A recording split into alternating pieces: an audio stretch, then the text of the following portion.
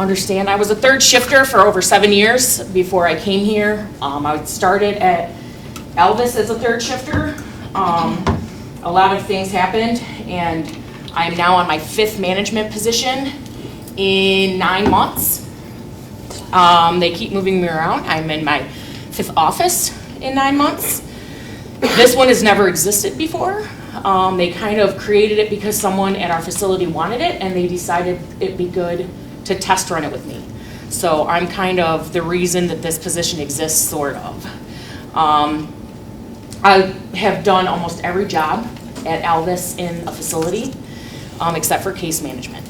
So I've been a CRS, I've been a manager in the operations department, I've done treatment, I've done equip, run groups. I've done all kinds of things. Previously, I have a marketing and international business degree. I worked in sports marketing for a minor pro hockey team. I've worked at a library, I've worked at a pizza place. I've done security at oil refineries and dormitories. I've done almost every position you could imagine in the world, almost. So, who's worked in call centers? Raise your hand. Awesome. Who's worked in food? Keep your hand raised. Keep your hand raised. Food. Who's worked in like retail, like at Target? I worked in the toy section around Thanksgiving. Oh my gosh. Yeah. Coles. Yeah, right? Yeah, no. That's a lot of folding. Right. Who's worked at a prison? Some type of, keep your hands up, guys, keep your hands up. I want to keep seeing who's done stuff. Doing retail work, doing security work, being a teacher, working in a school as an aide, working with the handicapped, doing all that kind of stuff. Counseling, phone service, like people who are 911 operators. So look around, everybody's basically got their hand raised. And what that means is there's going to be someone that's in your facility who's a client that probably has a history similar to yours. We are working with individuals who have served time, but that doesn't mean that they didn't have lives before they got to us. We've had a heart surgeon in our building who actually performed heart surgery on one of our directors' dads. And now he was serving at our facility.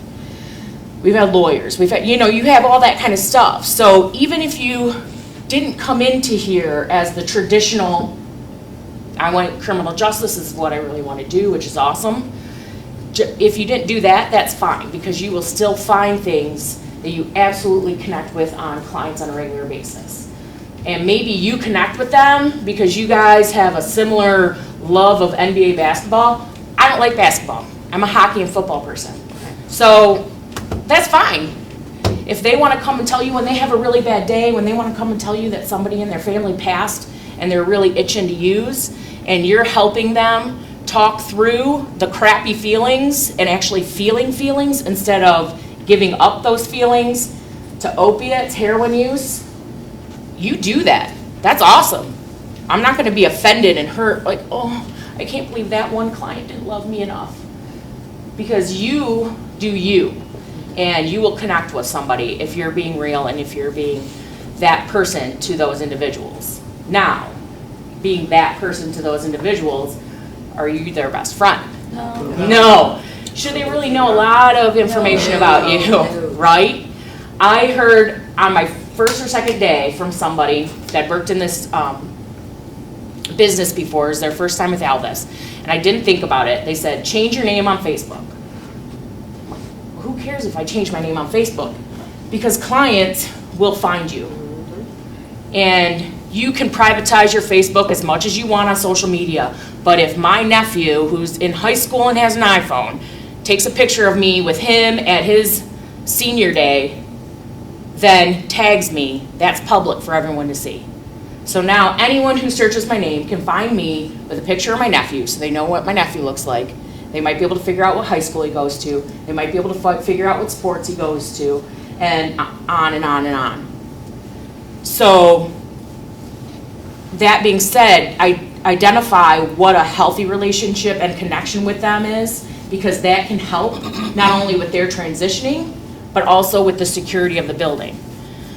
We had a major, what would you call it? We brought the drug dogs in Tuesday night at 11 o'clock. Random, nobody knew what was happening. They thought they were going out for a fire drill. And then they all got ushered into the dining room, 60 of them. And while that happened, 2 drug dogs came in and searched the entire facility. I ended up being at work till 4:30 in the morning. Because as we were doing it, everybody started telling on each other. Oh, she's got Percocets shoved up here, and he threw this behind the vending machine, and I mean, they just started selling each other down the river. I performed 15 urinalysis drops in 40 minutes. They just kept ushering them into the bathroom, and I handed people cups and watched them pee. It was very exciting. But that's that kind of thing. They felt comfortable with one of the staff that was there during the raid, so they were like, I'm serious about my sobriety. That person's not in there putting us all in danger, and you didn't find something, and that scares the bejesus out of me. I thought you guys would find something eventually, but now that you haven't, because it was on our person, we can't have dogs actually sniff people, we can only do rooms, blah, blah, blah. So they just wanted to get people out of the building that were endangering them and what they were trying to do as a transitioning individual.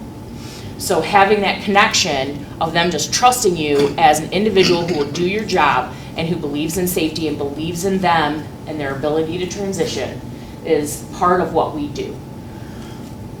That being said, the other part of what we do is why I'm here, and that's the security portion. Because we can't help them be safe if we don't create a safe environment, right? Who's a CRS? Who's starting as a CRS? Case managers, facilitators, equips, COGS, directors. You don't work in my facility. If you did work in my facility, I'd say make sure that you absolutely pay attention to what we're talking about, because even though you're not on the floor as a CRS, you need to know what's going on. Everybody needs to know what's going on. Everybody needs to know the handbooks of the clientele they serve. In Lima, they really only serve TCs. So if you are in Lima, you should really know your TC handbook, because that'll give you an idea of what they can and can't do, what's considered contraband, what's considered when they can leave, when they have to leave with a staff present, or when they can leave on their own, how long they can be gone, how long they can be gone without calling, how long they need to call, is it a landline, is it a cell phone, who's their case manager, how much cash can they carry on them, do they have a cell phone approved, what do they have to do to get a cell phone approved, et cetera, et cetera, et cetera. They're gonna ask the CRS all that stuff. So instead of just saying, go ask your case manager, go ask your case manager, go ask your case manager, what are you gonna do on a Friday night? There's nothing you can do till Monday. So have an idea, but also have an idea of what they can and can't do for your safety. Because if I tell them they can go somewhere because I don't know what I'm doing, and I quick log them and let them leave the facility, and then you tell them the next day, no, I can't go in there. That's let me go to the library yesterday. Well, you can't go to the library. I just created 2 problems. One, I messed things up for my coworkers because I let them do something they weren't supposed to do. Are they gonna be mad at me? No, they're gonna be mad at everybody else. Let me do it. Why won't you let me do it? They're gonna run their mouth, and then they're gonna wait for me to come in. And then the next thing is that I'm creating a lot of trouble for them, because then they don't really know what they can and can't do. And confusion creates being upset, right? Like, what's some of the times that you've been the most upset? When you don't understand what's going on, when you don't feel in control. In a halfway house, who's in control? To an extent, we all control ourselves. We can say, I don't have a choice. I don't have a choice to pay my rent. Well, you do. You don't pay your rent, though. You have to own up to the responsibilities. So there's a choice. Their choice is to run, or their choice is to stay and follow the rules. But after that, we're the ones that enforce the rules. So they kind of don't have a choice, but they do. So when you think of contraband, what do you think? Drugs. Weapons. Drugs, weapons. What kind of drugs? Cocaine, heroin. Cocaine, pills. heroin. Pills, what kind of pills? Vicodin, Percocets. Vicodin, Percocets. It could be over-the-counter stuff too. That was my next question, is Tylenol? Syrup, I mean cough syrup. Tylenol's even a controlled not a controlled substance, but in our facility, contraband. Right. Because everything is to be contained in its original bottle, and it's to be with staff. So if they're bringing in something and it's just a couple tablets in a purse or something, and they say, oh, that was the Tylenol, my coworker gave it to me at work, we still take it. Because it's not okay for them to be carrying anything around with them without identification of what it is. And all medication, when they come in our facility, comes to us and is held in coverage or in the approved location. So we can know what they're taking and when they're taking it for safety and health reasons. So what else is contraband? Tobacco, depending Some on where you places, are. Yeah, outside food, I mean, like, Outside food, yeah. Tobacco, if people here are from TCRC, anybody going to TCRC? You guys are on the state facility grounds, so there's no smoking anywhere. Your clients don't smoke, you don't smoke, nobody smokes. In Toledo, we're on a private land that we own. So we allow our clients to smoke in specific locations, smoking areas. Our staff does not smoke on site, that's an Elvis policy. Our clients smoke when they are approved to smoke. They can use cigarettes and have a lighter on them, no matches. But the cigarettes cannot be like Black and Milds, the mini cigarettes, like the cigarellos or anything else. No loose leaf tobacco, no roll your owns, nothing like that. So depending on your location in your facility and how your specific location does it, make sure you understand the tobacco rules. But Toledo, that's the way we do it. And we also look in cigarette packs when they come in, if it's open, because there's the slice open the cigarette, take out the tobacco, put in the K2 or the marijuana or something else, or lace it. So if you have like a liquid form of something, you can lace your tobacco. So we're still gonna look at them, and no matches. What else? What else is contraband? Syringes. Syringes. What if I'm a diabetic? that's It's all controllable, that's kept gotta with stay. the, It is all kept with staff. If they go somewhere that's like work related and they're needing to do their insulin injections off-site, that's going to be something that's planned and scheduled and determined on how it's going to be handled in your facility with case management and everything like that to be able to identify where and when different things are okay. In Toledo, when we have individuals that actually use a syringe and not the pen, the diabetes pen, which is a lot easier, even when we do the pen, we count in the medication thing, we count the syringes. The staff at night counts to make sure, and we hand them one syringe. It's in a wrapped thing, and we hand them one. You need one, I give you one. You don't reach in and grab some, because that's how it becomes public property. That's also how it becomes, how it becomes things that you sell to your buddies because you don't get to have a job and you need money. So I'll give you a syringe if you give me dope, if you give me money for the vending machine, if you give me whatever. What else? aerosol cans. Aerosol cans, yep, in our building, anything that's aerosol, you can't have anything that has alcohol in it, you can't have, even if it's mouthwash. Nope, I know one of the locations, I remember it's Jackson Pike or somewhere, you guys hold all the mouthwash in one location and all that stuff. Toledo, we don't do that. If you wanna bring in mouthwash, just look at the bottle, you can buy it alcohol-free. Yeah, alcohol. You know, you can buy nail polish alcohol-free, you can do, well, not really acetone, but you feel what I'm saying, you're feeling me, right? Bobby pins. Yeah, bobby pins are. Bobby pins are? Always. Always. I wouldn't think so. To me, if I brought in bobby pins, if Ilya brought in bobby pins, there'd be some weirdness, right? Like, why the heck am I bringing in what am I pinning? I mean, you know? Please do not at all ever be pinning. If you have enough hair under there that you can use a bobby, a lot of info, but how you doing? But so it'd be one of those things, you identify who has it, why do they have it? Do they have a pack? Do they need that many? Okay, so maybe you do have some hair that would be a bobby pinnable thing, right? Maybe you're somebody that wears Bobby pins all the time. bobby pins, wears hair pieces, something like that that needs to be pinned in.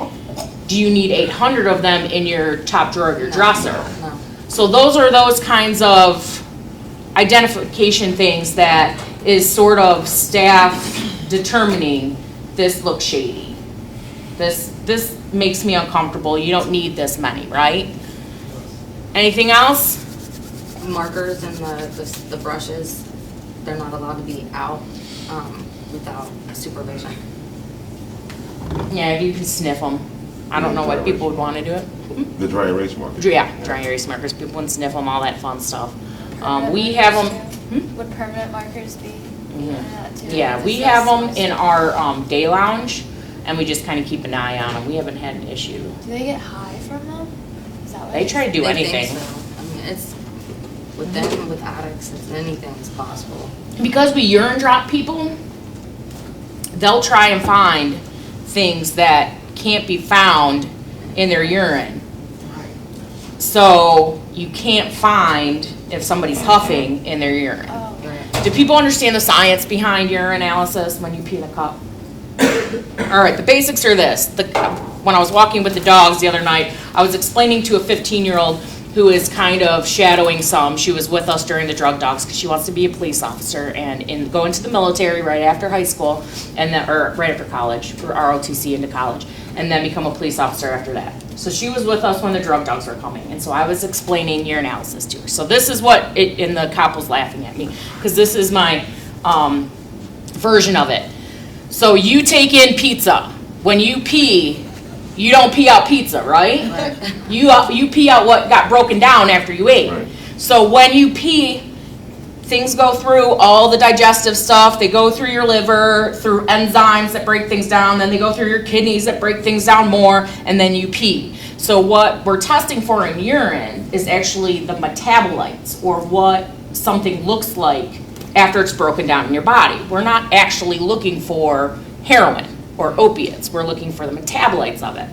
So if you're huffing, there really isn't an intake of a medication or of any molecules that need to be broken down and peed out. So we cannot do any type of urinalysis that's going to identify if you're actually huffing. So if you saw somebody acting really funky and you're identifying, well, maybe they're on K2, because K2 is very difficult to get in urinalysis. Huffing, things like misuse of appropriate medication like gabapentin or Neurontin. It was originally used for seizure disorders, but you're in trouble. Seizure disorders. But it was awful at it compared to other things like phenobarbital and everything. So then they found out that it was really good for diabetic neuropathy pain in legs and limbs and things like that. Well, what is a seizure? A seizure is your brain firing off a bunch of random electrical impulses, so you go into a seizure. You always have electrical impulses in your body. Your brain just happens to be doing it a lot of really wacky ways, right? So they give you a medication to slow down those electrical impulses in your brain. What is an opiate? It's a CNS depressant, CNS, central nervous system, your brain. It's a depressant that slows it down. So I can't take heroin, which is my drug of choice. I can't take Oxy or Percocet or something like that, which is also an opiate, because when I pee, we're all gonna figure out I took an opiate, right? So what's gonna slow down my brain so I don't have to feel as much, so I don't have to handle life as much? What's gonna do that? Okay, gabapentin. I'm gonna take something that when I pee, you can't find it in my urine, but it's gonna at least get me a little bit of something. So that's why even prescribed medications, because a lot of our clients are on gabapentin, because it's also indicated for immediate use when you are withdrawing from opiates. It's supposed to take some of the cravings and some of the side effects away, where you're sweating a lot and you're kind of shaky and all that kind of stuff. So, that being said, completely on one of my tangents of medication, hence why I love that form of life, is that even things that are prescribed, they have things that our clients will use them for that are not appropriate. And that's why things like bobby pins and prescribed medications and all of that stuff, you have to still identify, is it something that's going to be shady? Is it something they're supposed to have? Is it something that I want to have in my house and have my kids, i.e. your clients, experiencing? Because if you're okay with that, then it's okay. You think about it, right? But if it's not okay, maybe it's something to think about. A lot of times I'll tell my clients, you know what, I'm going to take this. I'm not going to throw it out, but I want to talk to your case manager. I call it like the mom move. It's a lot easier to turn a no into a yes than take a yes and turn it to no. Did you need something? No. Oh. Yes, sir. Do we have med passes in the No. facilities? No. So there's nobody, okay. So if anybody's worked at a facility that passes medication, which I have, surprise. I used to supervise individuals, and you went through a medication passing process, and it identifies the who, what, when, where, why, how. You have like medication charts, and you have all that kind of stuff. If you were in DD services, the other half, where you guys lost half of your training class or whatever, they do have to be they have to do some med pass stuff sometimes. We do not pass medications. If you even look in Secure Manage, when you're giving medications to the clients, you're providing them their prescribed medications. You're giving them access to it. You're identifying that they're taking the appropriate amount at the appropriate time, but we're not passing them at all because our individuals are not handicapped mentally in any way, shape, or form. So it is theirs to do with as they will. Now, if they start saying, I want to take 5 and they're supposed to take 1, Right. we say, you're only prescribed by your doc to take 1.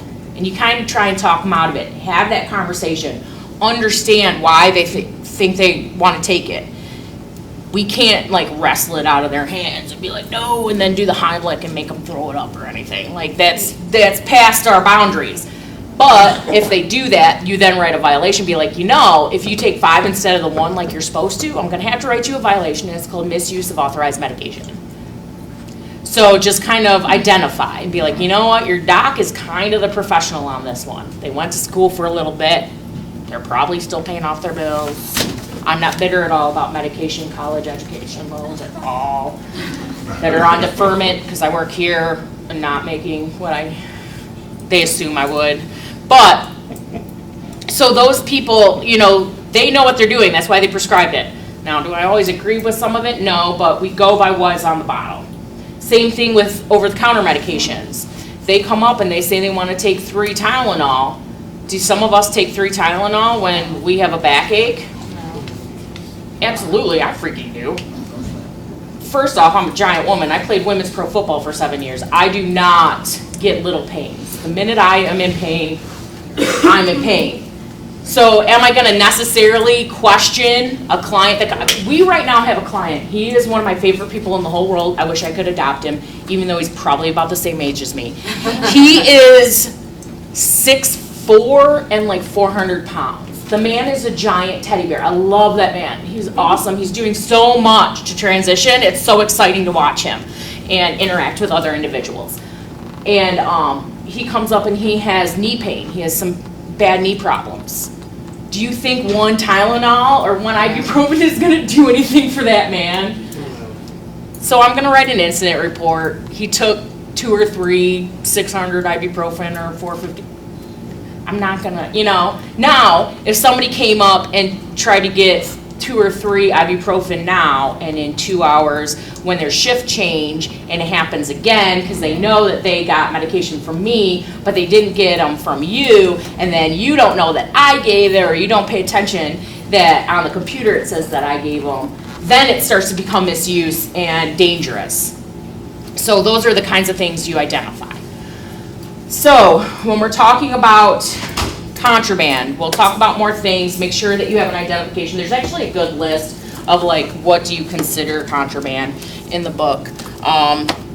So when you get a free chance, because this is not a lot of reading. I mean, come on. This is only a little bit in this giant book.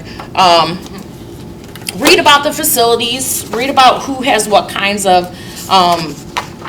clientele. When we're talking about admissions into our building, everyone goes through Columbus. You at your facility are not going to accept any individuals into your facility.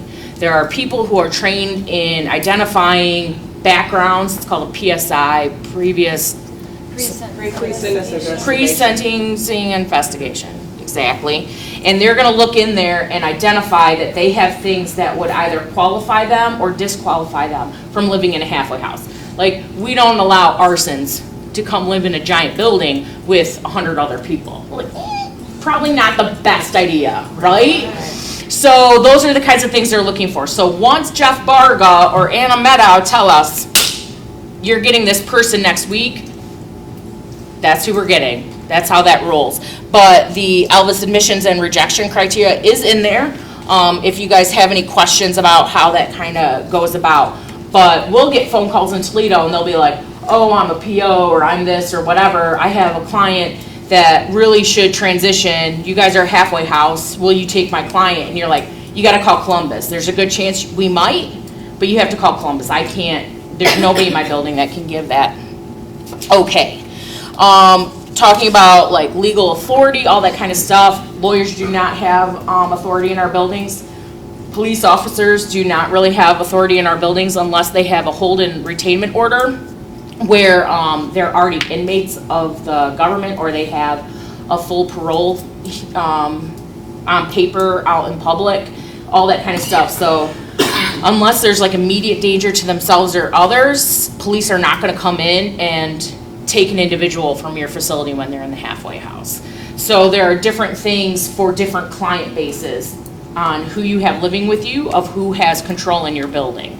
And that's, again, something that you guys will want to identify when you're in your building, since everybody has kind of a different client mix. Toledo had every single version of client status other than DD until 2 months ago. We had feds, we had states, we have pretrial now, which we're a test run in the state of Ohio. Nobody else in the state of Ohio, not Elvis, not anybody else, halfway house is taking pretrial clients. We have all kinds of statuses, PRC, all that kind of stuff. So understanding the different, we also have youth, ODYS. So they were sentenced and served for something they did when they were youth. They, however, now are over 18, but they're still overseen by the Department of Youth Services until they're 21. And they need to do that transition as an adult into adulthood and living as an adult. And so we take those clients as well. We also have males and we have females in our facility. So knowing the difference between what different people can do, what kind of is their legal authority, are they still inmates, are they not inmates, were they on parole, do they have a PO, all that kind of stuff. Those are things that you're going to want to be able to identify with your client base. So the CRSs, you guys are going to do intakes when they come to your building. And that's a pretty specific thing. You're going through the house rules. There's things that CRSs do right when they come in, because it's mandatory that they do things like the health screening. It's on the Secure Manage. They do that within 12 hours of arriving, because we want to know if you have health issues. We want to know who your emergency contact is. We want to know that kind of stuff for safety and security. So those are things that as a CRS, we want to be doing right when they come in. There's a plan in place of how it happens at your facility. Make sure that when you start working, if people shadowed or trained at their facility, at least walked around in their facility a little bit. So when you're training, when you're shadowing, when you're doing that kind of stuff, make sure that, be like, if you're doing a TC pickup, because we have to go pick up individuals at the institution when they're coming to us as a TC, that's transitional control, or a TT, the treatment transfer. Those individuals are still inmates of the state, but they've been given good time to serve the remainder of their sentence at a halfway house and to start transitioning. However, they are still an inmate of the state, so they can't like come drive to you and get there eventually.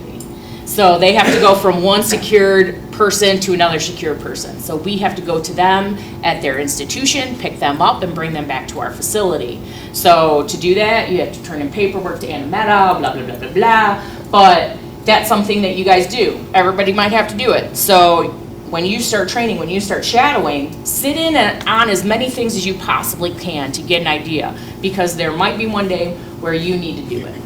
I had a quick question.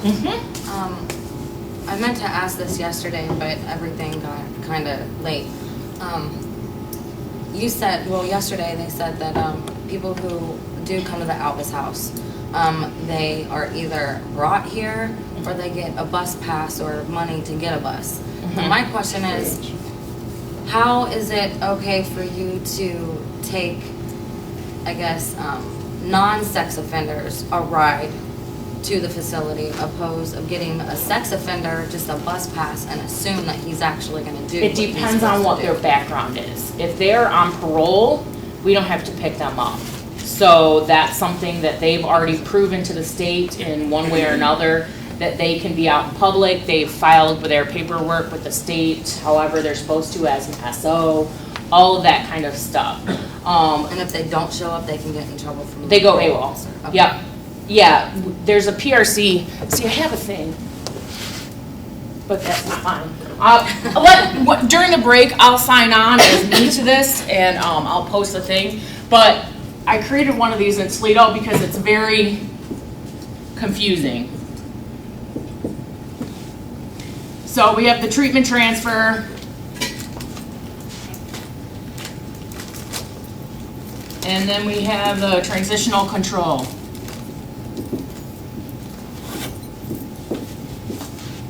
They are still inmates of the state. So they can basically not go anywhere, hardly anywhere, maybe a doctor's appointment or something without a staff, because they're still an inmate.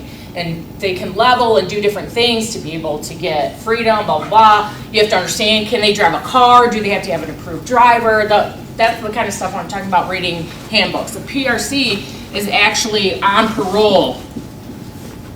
So they are a state, and they were an inmate. And so those are those individuals, what is that, post-release. Yeah.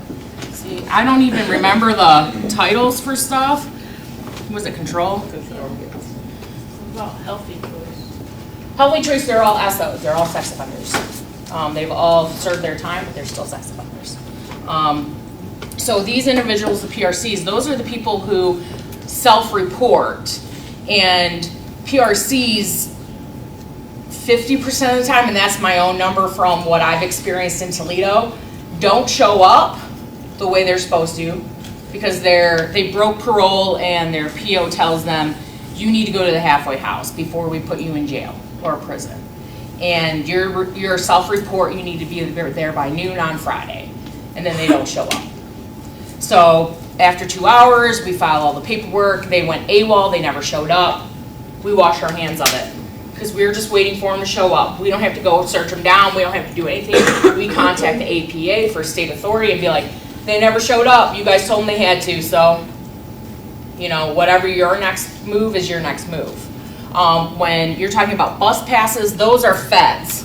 So there's FPR and there's FSR. And FPR is the federal, I can't even spell today. Pre-release. So those are individuals that are still an inmate of the feds. So they could have been serving in Texas, and they're told that they have to come to Toledo as a fed to serve the rest of their good time.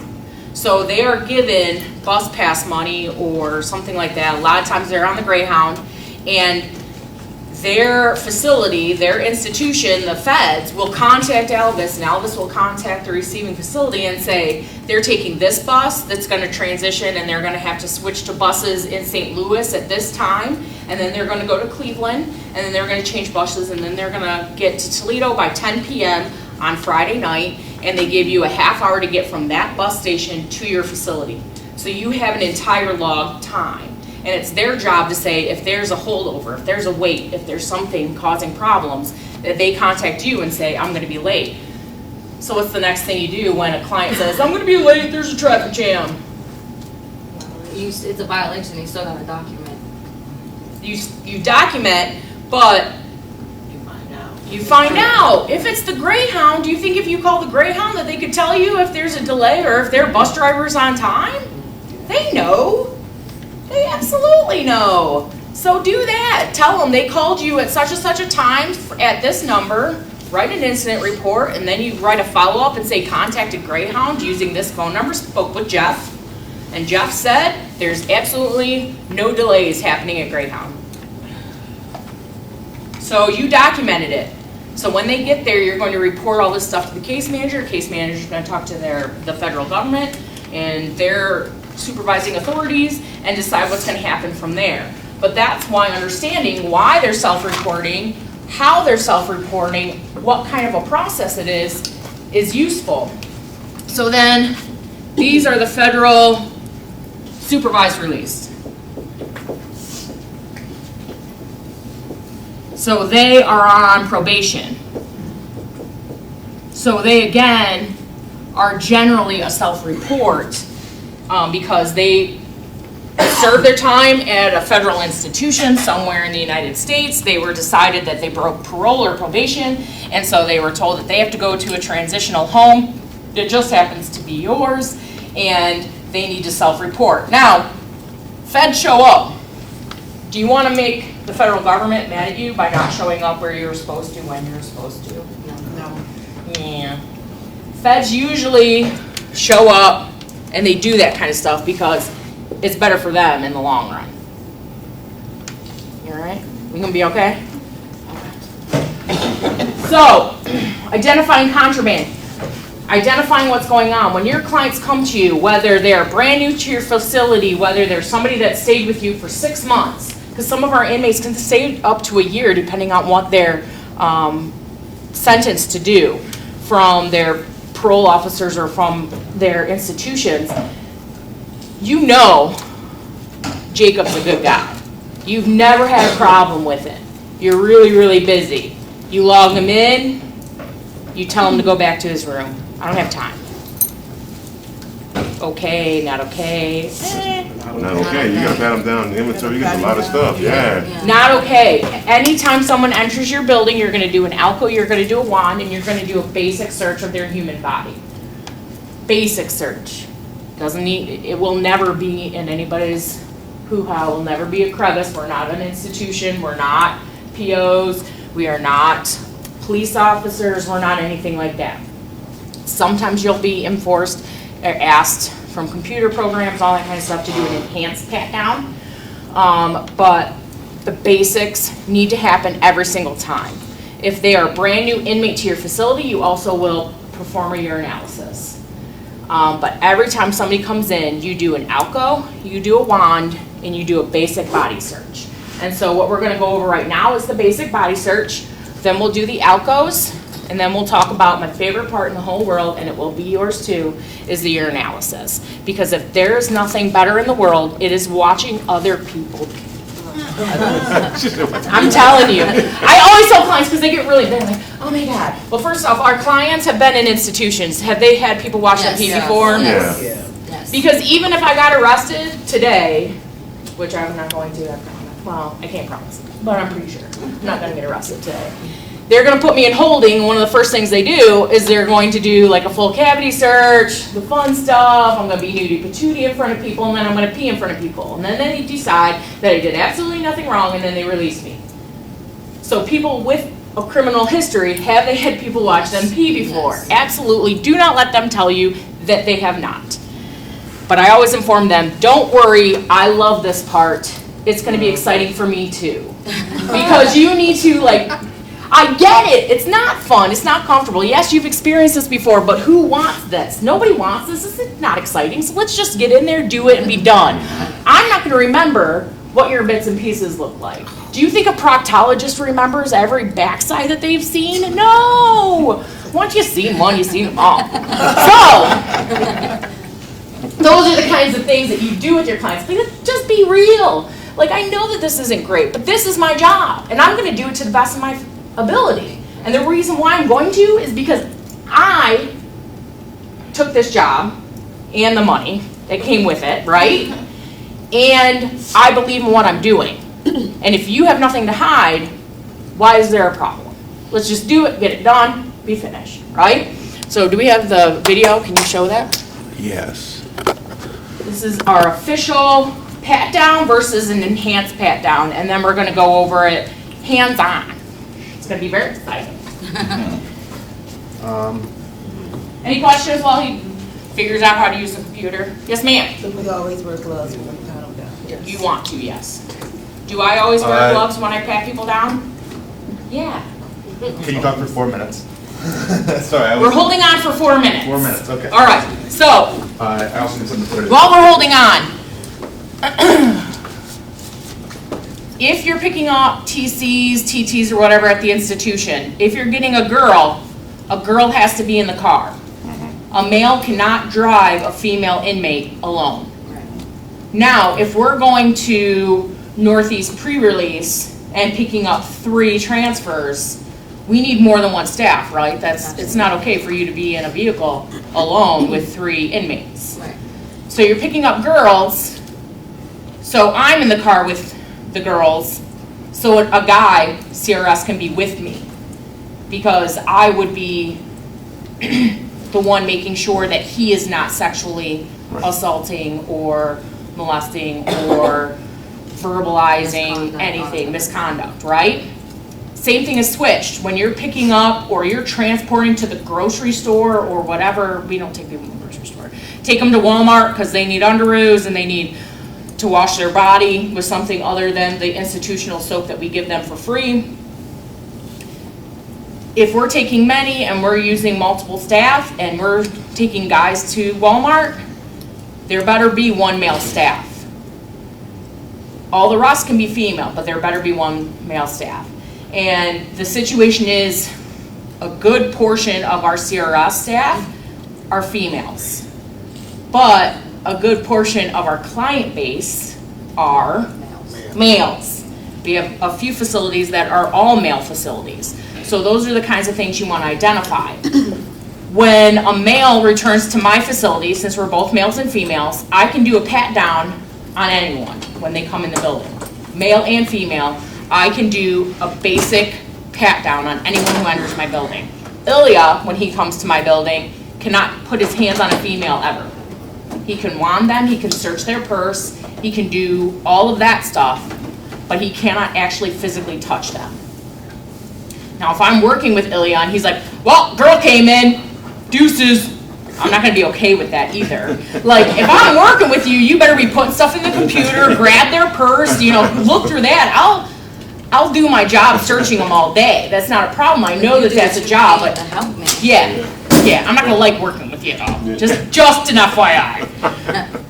However, when it says enhanced pat down, it needs to be the same sex. Male to male, female to female for enhanced pat downs. For urinalysis, male to male, female to female. That's how that's performed. I will never perform a urinalysis on a male. If there's a male that has his 2-hour time limit and is waiting to drop and he says, I can't pee, I can watch him and make sure he's not doing anything shady because you have to keep them in eyesight for that 2 hours. But the minute he says, I have to pee, then a guy has to take over. Does that make sense? Mm-hmm. Questions? Awesome. Let's hang out with Officer Booker. Just for anyone who likes dudes, rumor has it Officer Booker, easy on the eyes. So maybe you'll learn a lot because he's cuter than me. Not very loud. What you guys are supposed to do at your facilities during searches. I'm gonna go ahead and have my subject come on in and have a seat real quick. Oh, I'm sorry, before we have a seat, what I want to ask the subject to do is go ahead and get the person out of, down to what they call single layers. Get them down to just a shirt and a pair of pants or shorts, depending on, time of the season. But go ahead and take everything out of your pocket, take your coat off, place everything on the table over there. In the meantime, go ahead and put gloves on for your safety. Okay, sir, what I want you to go ahead and do at this particular time is take your shoes and socks off for me.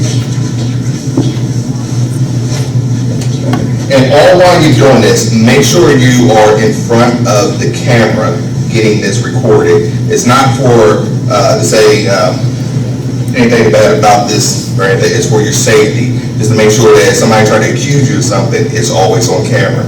So keep it on camera.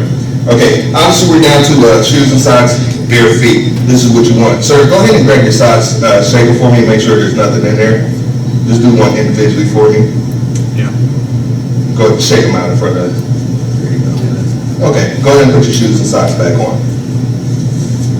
Okay, and as prior to them putting their shoes back on, make sure that you ask them to take their shoes and bang them together. Make sure that anything that may be in the shoes will get dislodged at this particular portion. Go ahead and place your shoes back on for me real quick, sir.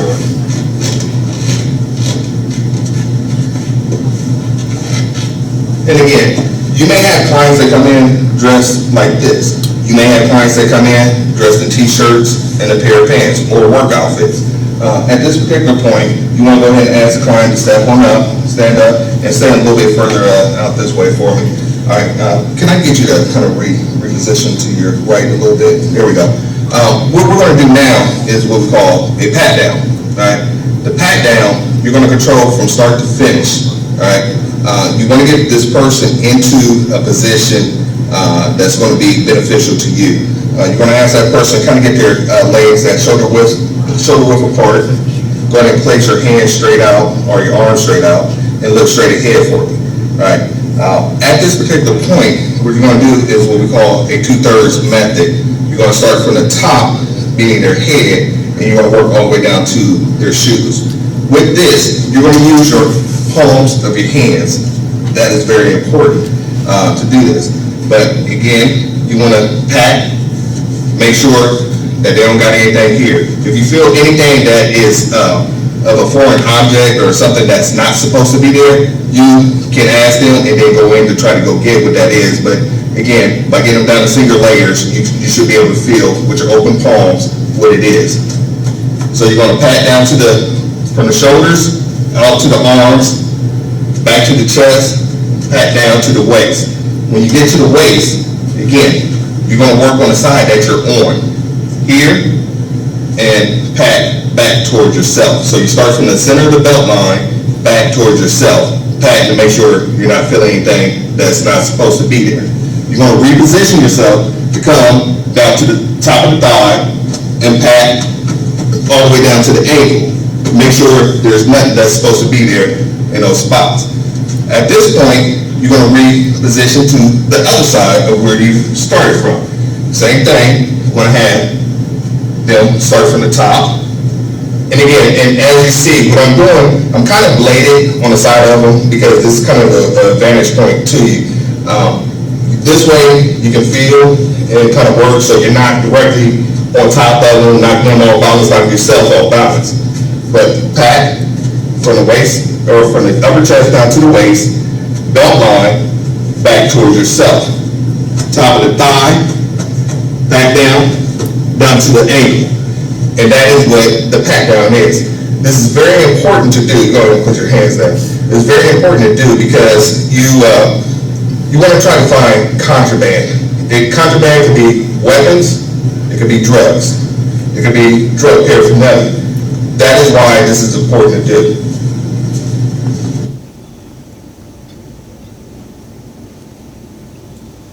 This is what we call your enhanced pat down.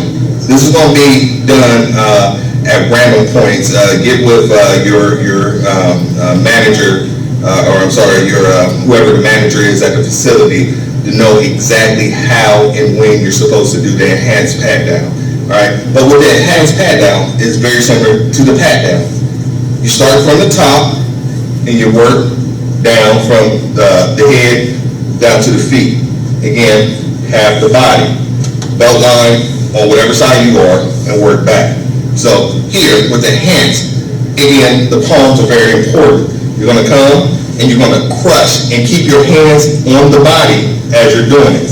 So you're going to crush from chest down to the waist. You can come back up, do the same thing with their arms. Whether they got long sleeves or short sleeves on, again, with the hands, you can just raise. Why didn't we look inside the shoe? Because I'm thinking you could get a little bit more creative and take down a Yes. razor or a pin. That is more of an enhanced pat down type of thing. They did go over it, but the way we handle it in Toledo is that for a basic pat down, they take their socks off, they'll wring them out in front of you, and they'll take their shoes and pound them out, and you're watching to see if something looks funky. But in the enhanced pat down, we actually take the shoes and we're looking inside the shoes, we're looking to see if there's slits, if you can remove the inner sole. Yeah. If they put a slit in the, like if they have a really thick sole on their tennis shoe or something.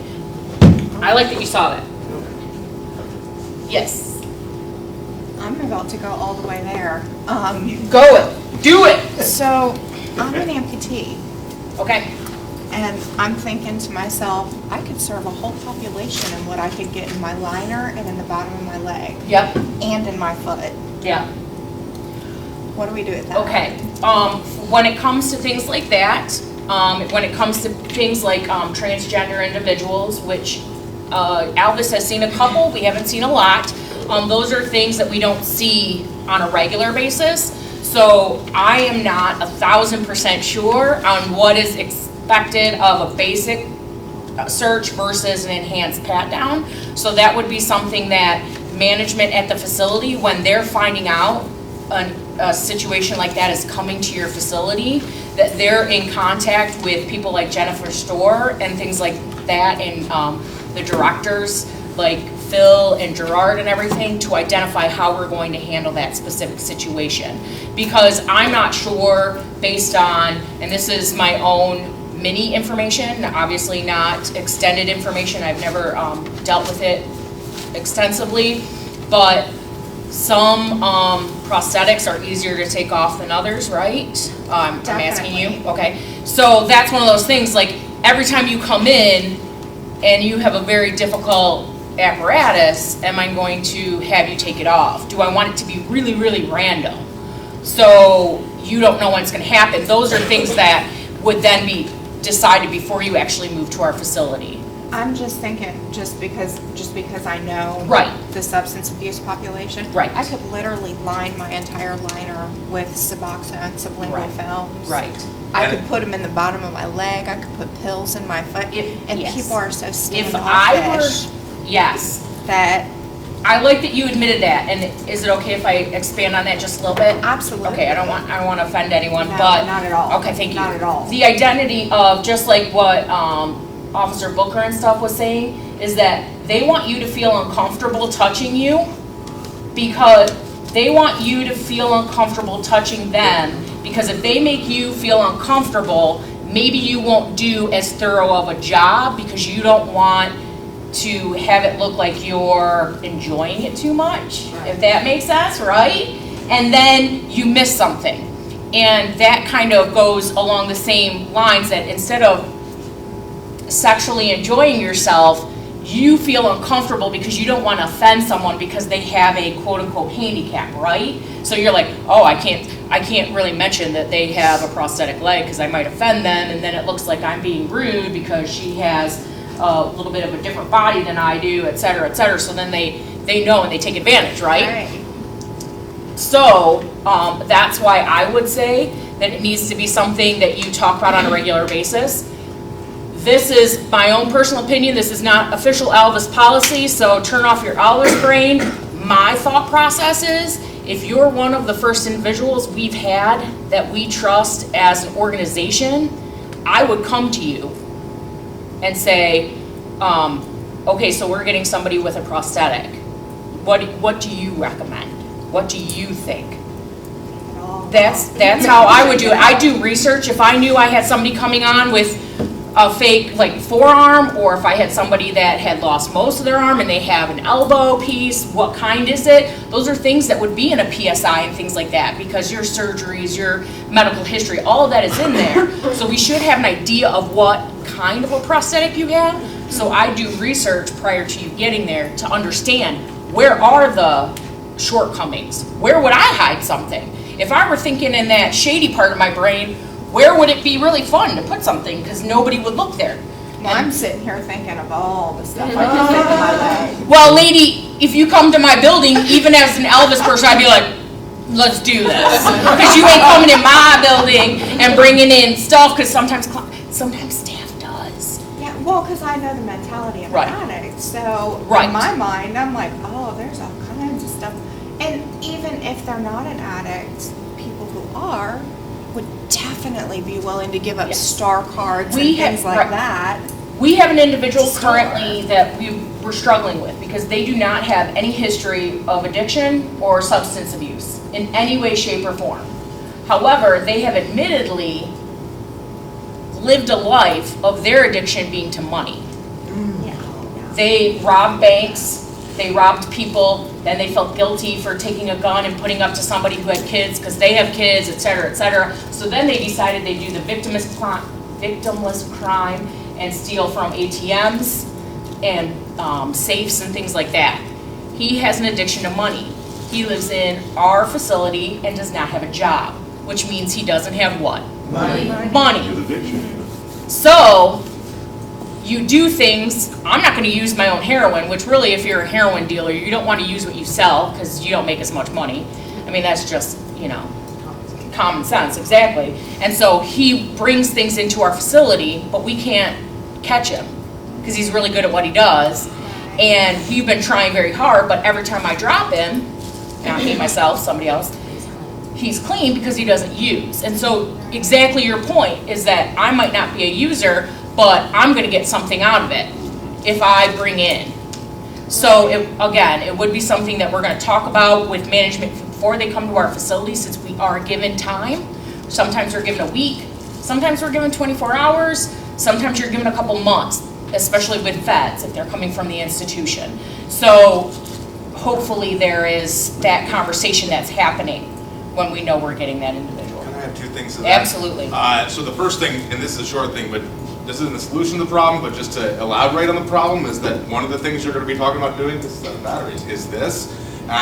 So this is a metal detector, right? And so you're going to be able to run it down my leg to determine that there's nothing metal down here, right? I'm imagining if I run that down your leg, it's going to go off whether you're clean or not, Right. So that's just adding a little bit to the security problem that poses. A little bit deeper point though, I want to emphasize the way in which this is the kind of thing that we as an organization are working towards having more ready-made solutions for, and in particular, I think of the diversity committee and our increasing diversity efforts as particularly concerned with it. So for instance, we talked about transgendered individuals. This is something that comes up every now and then. We have 1 or 2 transgender clients in the network. They pose real problems for our model of service and our approach to security. And we want to create an organization that's inclusive of all people of all abilities, of all gender identities, of all. And so Staff and client. Staff, right. So a lot of times diversity work is really focused on staff, but we also want to emphasize that there are ways in which our organization needs to be inclusive of clients whose particular circumstance or identity might pose sort of logistical puzzles for our model of services. So we hope that the diversity efforts that we're engaged in. So, if you have questions like this, you could come to me, I could bring that to the committee, and that could be an avenue towards further fleshing or thinking those out. And I think that also what he's trying to say without officially saying it is he hopes that you're part of the diversity committee. So contact We him. already got some interest. I'm glad. Pushing that. Beth, that was a tough one, because it's almost as if you don't want to discriminate against that person, because if you wind them, they done been winding through every metal detector there is, and every time they go off, oh, it's just my leg. So that's a tough one. And that's the thing too, is that, okay, so she could keep a bunch of, I don't know, depending where it is or what the way it is, you might be able to get needles in there and it won't, but what's a metal detector gonna do for a bunch of Suboxone strips? Absolutely nothing. Just check them and just tell them, look, for the safety of our facility, I'm going to have to check your prosthesis every time you come in. Because I'm gonna tell you, Beth, just because I'm looking at her and I'm hearing her, she got a very, point that it's probably gonna be all kinds of stuff. Oh, absolutely. That's the person that you wouldn't even think would have nothing on them. Girl, I'm so glad you're coming to Toledo. No, I agree with you. My thought process is that there are some, I'm absolutely. I'm gonna do my best to try not to discriminate against them. And I'm gonna say, look, for the safety of our facility, I need to check you. Well, and you would think, and again, this is not me, and you can inform me in front of everyone, and I will be slightly offended, but I will appreciate it. You would be used to it. Like, it's not something that would be new to you, or wouldn't be unexpected if I said, can you please take it off? And our individuals, they know that they have to take their shoes off every single time they come in, right? So we have 2 chairs in our lobby in Toledo, and literally they'll come in and they'll sit down, they'll start taking their shoes off because they're used to it. So if she knew every time she came in our facility that she would be asked to take off her prosthetic, so she'd sit down and she'd start taking it off. And it just would be what it would be. It might also mean going into a separate room. I mean, that may or may not be the kind of thing that we do in front of everybody, or. Right. Well, and the thing is it can be a very manipulative situation. That's not who I am. But I know that I haven't gotten here with 10 kinds of insecurity. Like, I'll take my leg off right now if you want me to. I don't care. But that could be something that could be used as a manipulation piece. Absolutely. Absolutely. Because Absolutely. people are like, oh God, no. Right, because it does, it creates But an it is what it uncomfortable is. situation. Yes, sir. Only thing I was noticing with the male sat down. Yes. He didn't check the back, the collar with the tie. No, he did not, and we do. Yeah, I know, because you know, the acid or anything, with the strips, they can stick. right Absolutely. there. I, And that wand won't catch that. When people in Toledo, if you had an individual that had a tie, I wouldn't necessarily ask him to take his tie off No, for a right. basic search. For an enhanced search, I Yeah. absolutely would Yeah, have him take look his it up. tie off. You're gonna wanna look on the inside Mm-hmm. because, Do you want me to? yes, jump over please. here? Okay. 'Cause I'd look inside, like I'd feel the knot, The knot, maybe for a uh-huh. basic. I'd look inside, cause you know that they have those little like seams and stuff like that. And then especially if it was enhanced pat down, I would have him take the tie all the way Flip off. that collar up. And then have him flip the Yeah. collar up, absolutely. He didn't, that's what I noticed, he didn't do here. I'm like, Right. There are a couple things that are not on the video that I will show you in a second. Again, this is the official. Basic, I will show you how I do it, and I do a mesh of the enhanced and the basic every single time somebody walks in. I do a more extensive one than the basic. You're required to do the basic. Now, do you think that doing the basic in life of the basics on a regular basis or all the time basis is a good idea? Like, I'm gonna pay the bare minimum of my credit card bill, which just pays off the interest, right? Is that always the best idea? No. So you do what you feel comfortable doing, but you do also what your internal morals or conscience tells you. And personally, I do a mixture. Yeah. We're gonna stop the tape soon, but. Okay, I do a mixture of it every single time. Now, if I pat you down and you just kind of moved here and you haven't seen Beth in a little bit, I'd say took a week off and you don't know who I am, and I do my version of the basic plus, you're gonna be like, nobody does it. You do it a lot more. You're not a police officer and they give me a hard time. But now I've been working, and every Tuesday, Thursday, you come back from Narcotics Anonymous and I do the exact same pat down. That's a little bit advanced every single time. So they're gonna stop giving me a hard time because they know I'm not picking on them. It's just the way I do things. And if there's somebody that's an addict and they're serious about their sobriety and transitioning, eventually they're not really gonna care because they know I'm also doing it to their roommate who does sneak things in. But if they're also somebody who doesn't sneak anything in and maybe their crime is in something else and drugs is not at all an issue for them, they're not selling anything, they're not gonna care either because they're glad I'm doing it to the person who lives down the hall who is shady and maybe not serious about their sobriety. So, quickly, the Alco, there's two different, crap, I just remembered, I forgot to bring things that I was supposed to bring to Toledo. No, I was supposed to bring things from Toledo back to Columbus and that didn't happen. This is the Alco 4 in Toledo, this is what we use predominantly. Some places use the older version, which is the Alco 3, and it does work slightly differently. So identify which one you have and understand how to use it. This is what you have. Where are you? Chillicothe, they have this one. And then this one is what Toledo has. This one does passive tests for Alco, which means you breathe into it and the air goes all the way through. And this little knobby-doo is science happening, and it recognizes if you have Alco on your breath, and will show you how to make sure that you're doing it properly. And then this one is actually internal, so they put the straw in here and the science happens inside, and then it does a lot more of the work, but this actually takes a lot more breath, and especially our smokers have an issue, and when they really have an issue when it's cold outside, so they're kind of out of breath for being a smoker and walking, and for being cold outside, so they have an issue with this one because it takes a lot more breath, but it is more accurate. But mental note, these are at least $600 a piece. Don't break it. Wow. You break it, you bought it.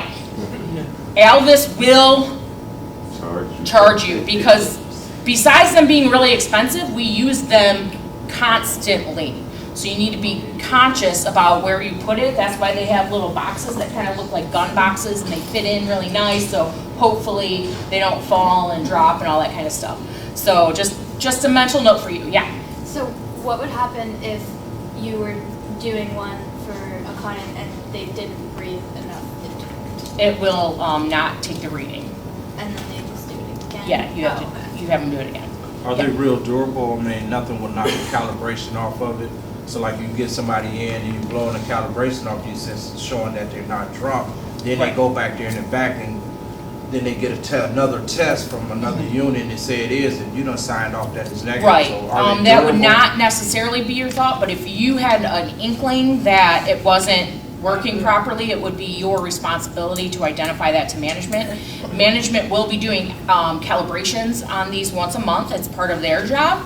And if you do drop them, it's like if you have a glucometer or something, be thoughtful about it, contact your management and be like, can you, it kind of got dropped, like, can you just check and make sure things are cool? Does that make sense? Yep.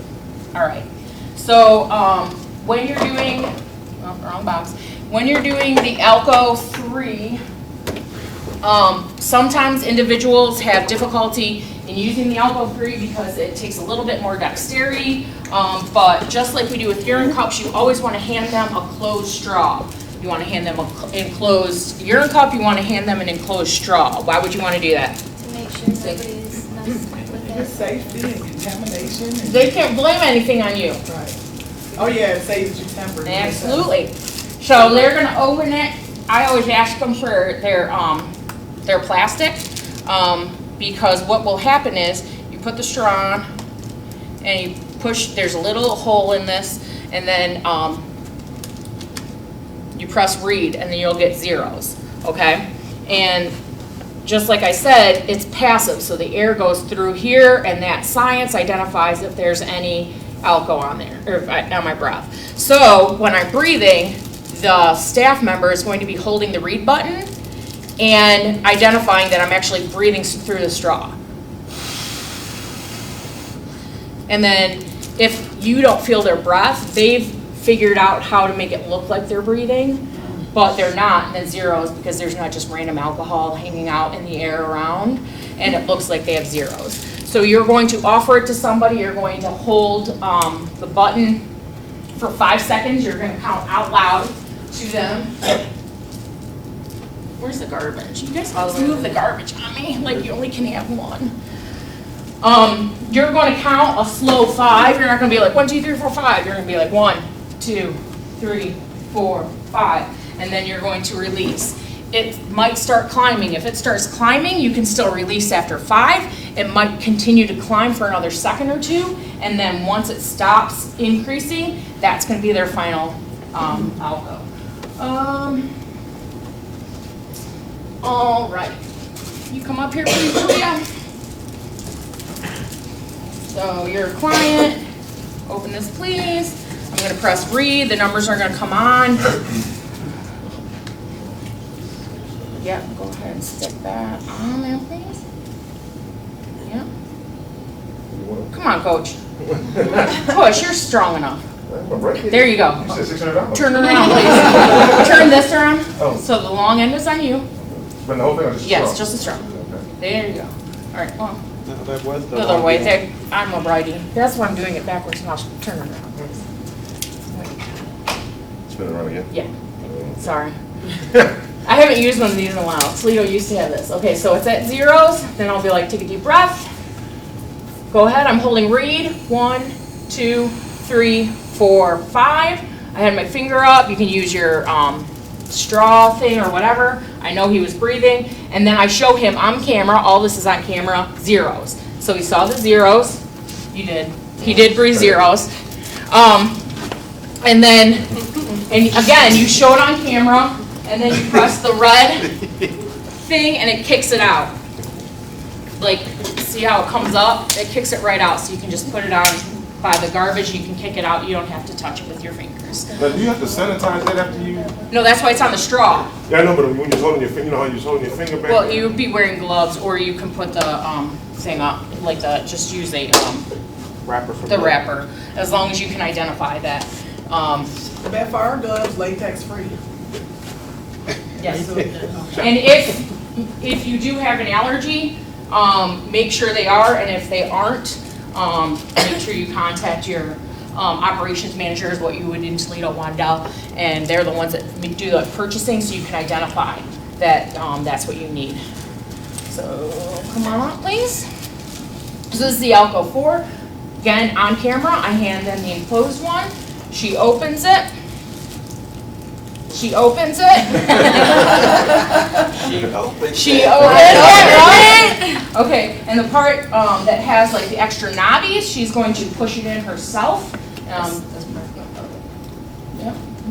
and very gently. You don't need to jam it in.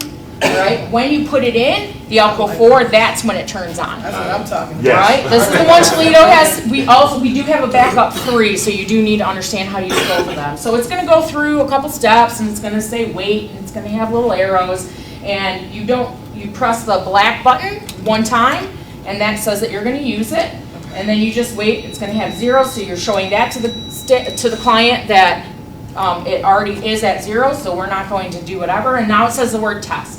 And so you're going to breathe into it, and then it'll have a plus sign, and once it gets to the second plus sign, that's when you can finish breathing into it, and it'll then beep at you. So go ahead.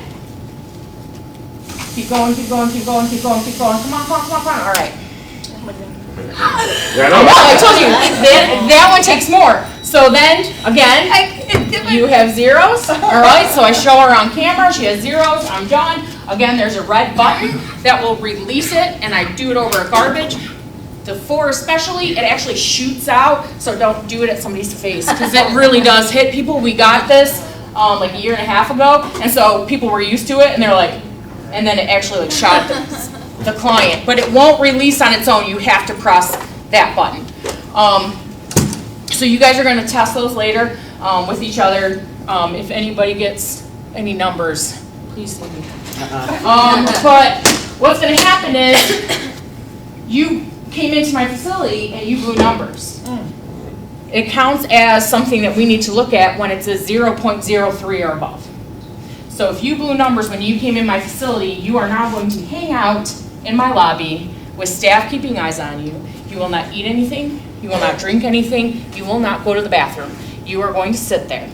And in 15 minutes, I'm going to perform another test on you. You're not going to eat anything. You're not going to drink anything. You are not going to go to the bathroom. And then you're going to perform a breathalyzer again for me in another 15 minutes, so a half-hour period. Is that 2 or 3? Total of 3. Okay. So originally, So they better off just not drinking. 15 minutes, 30 minutes. 15 minutes, test again.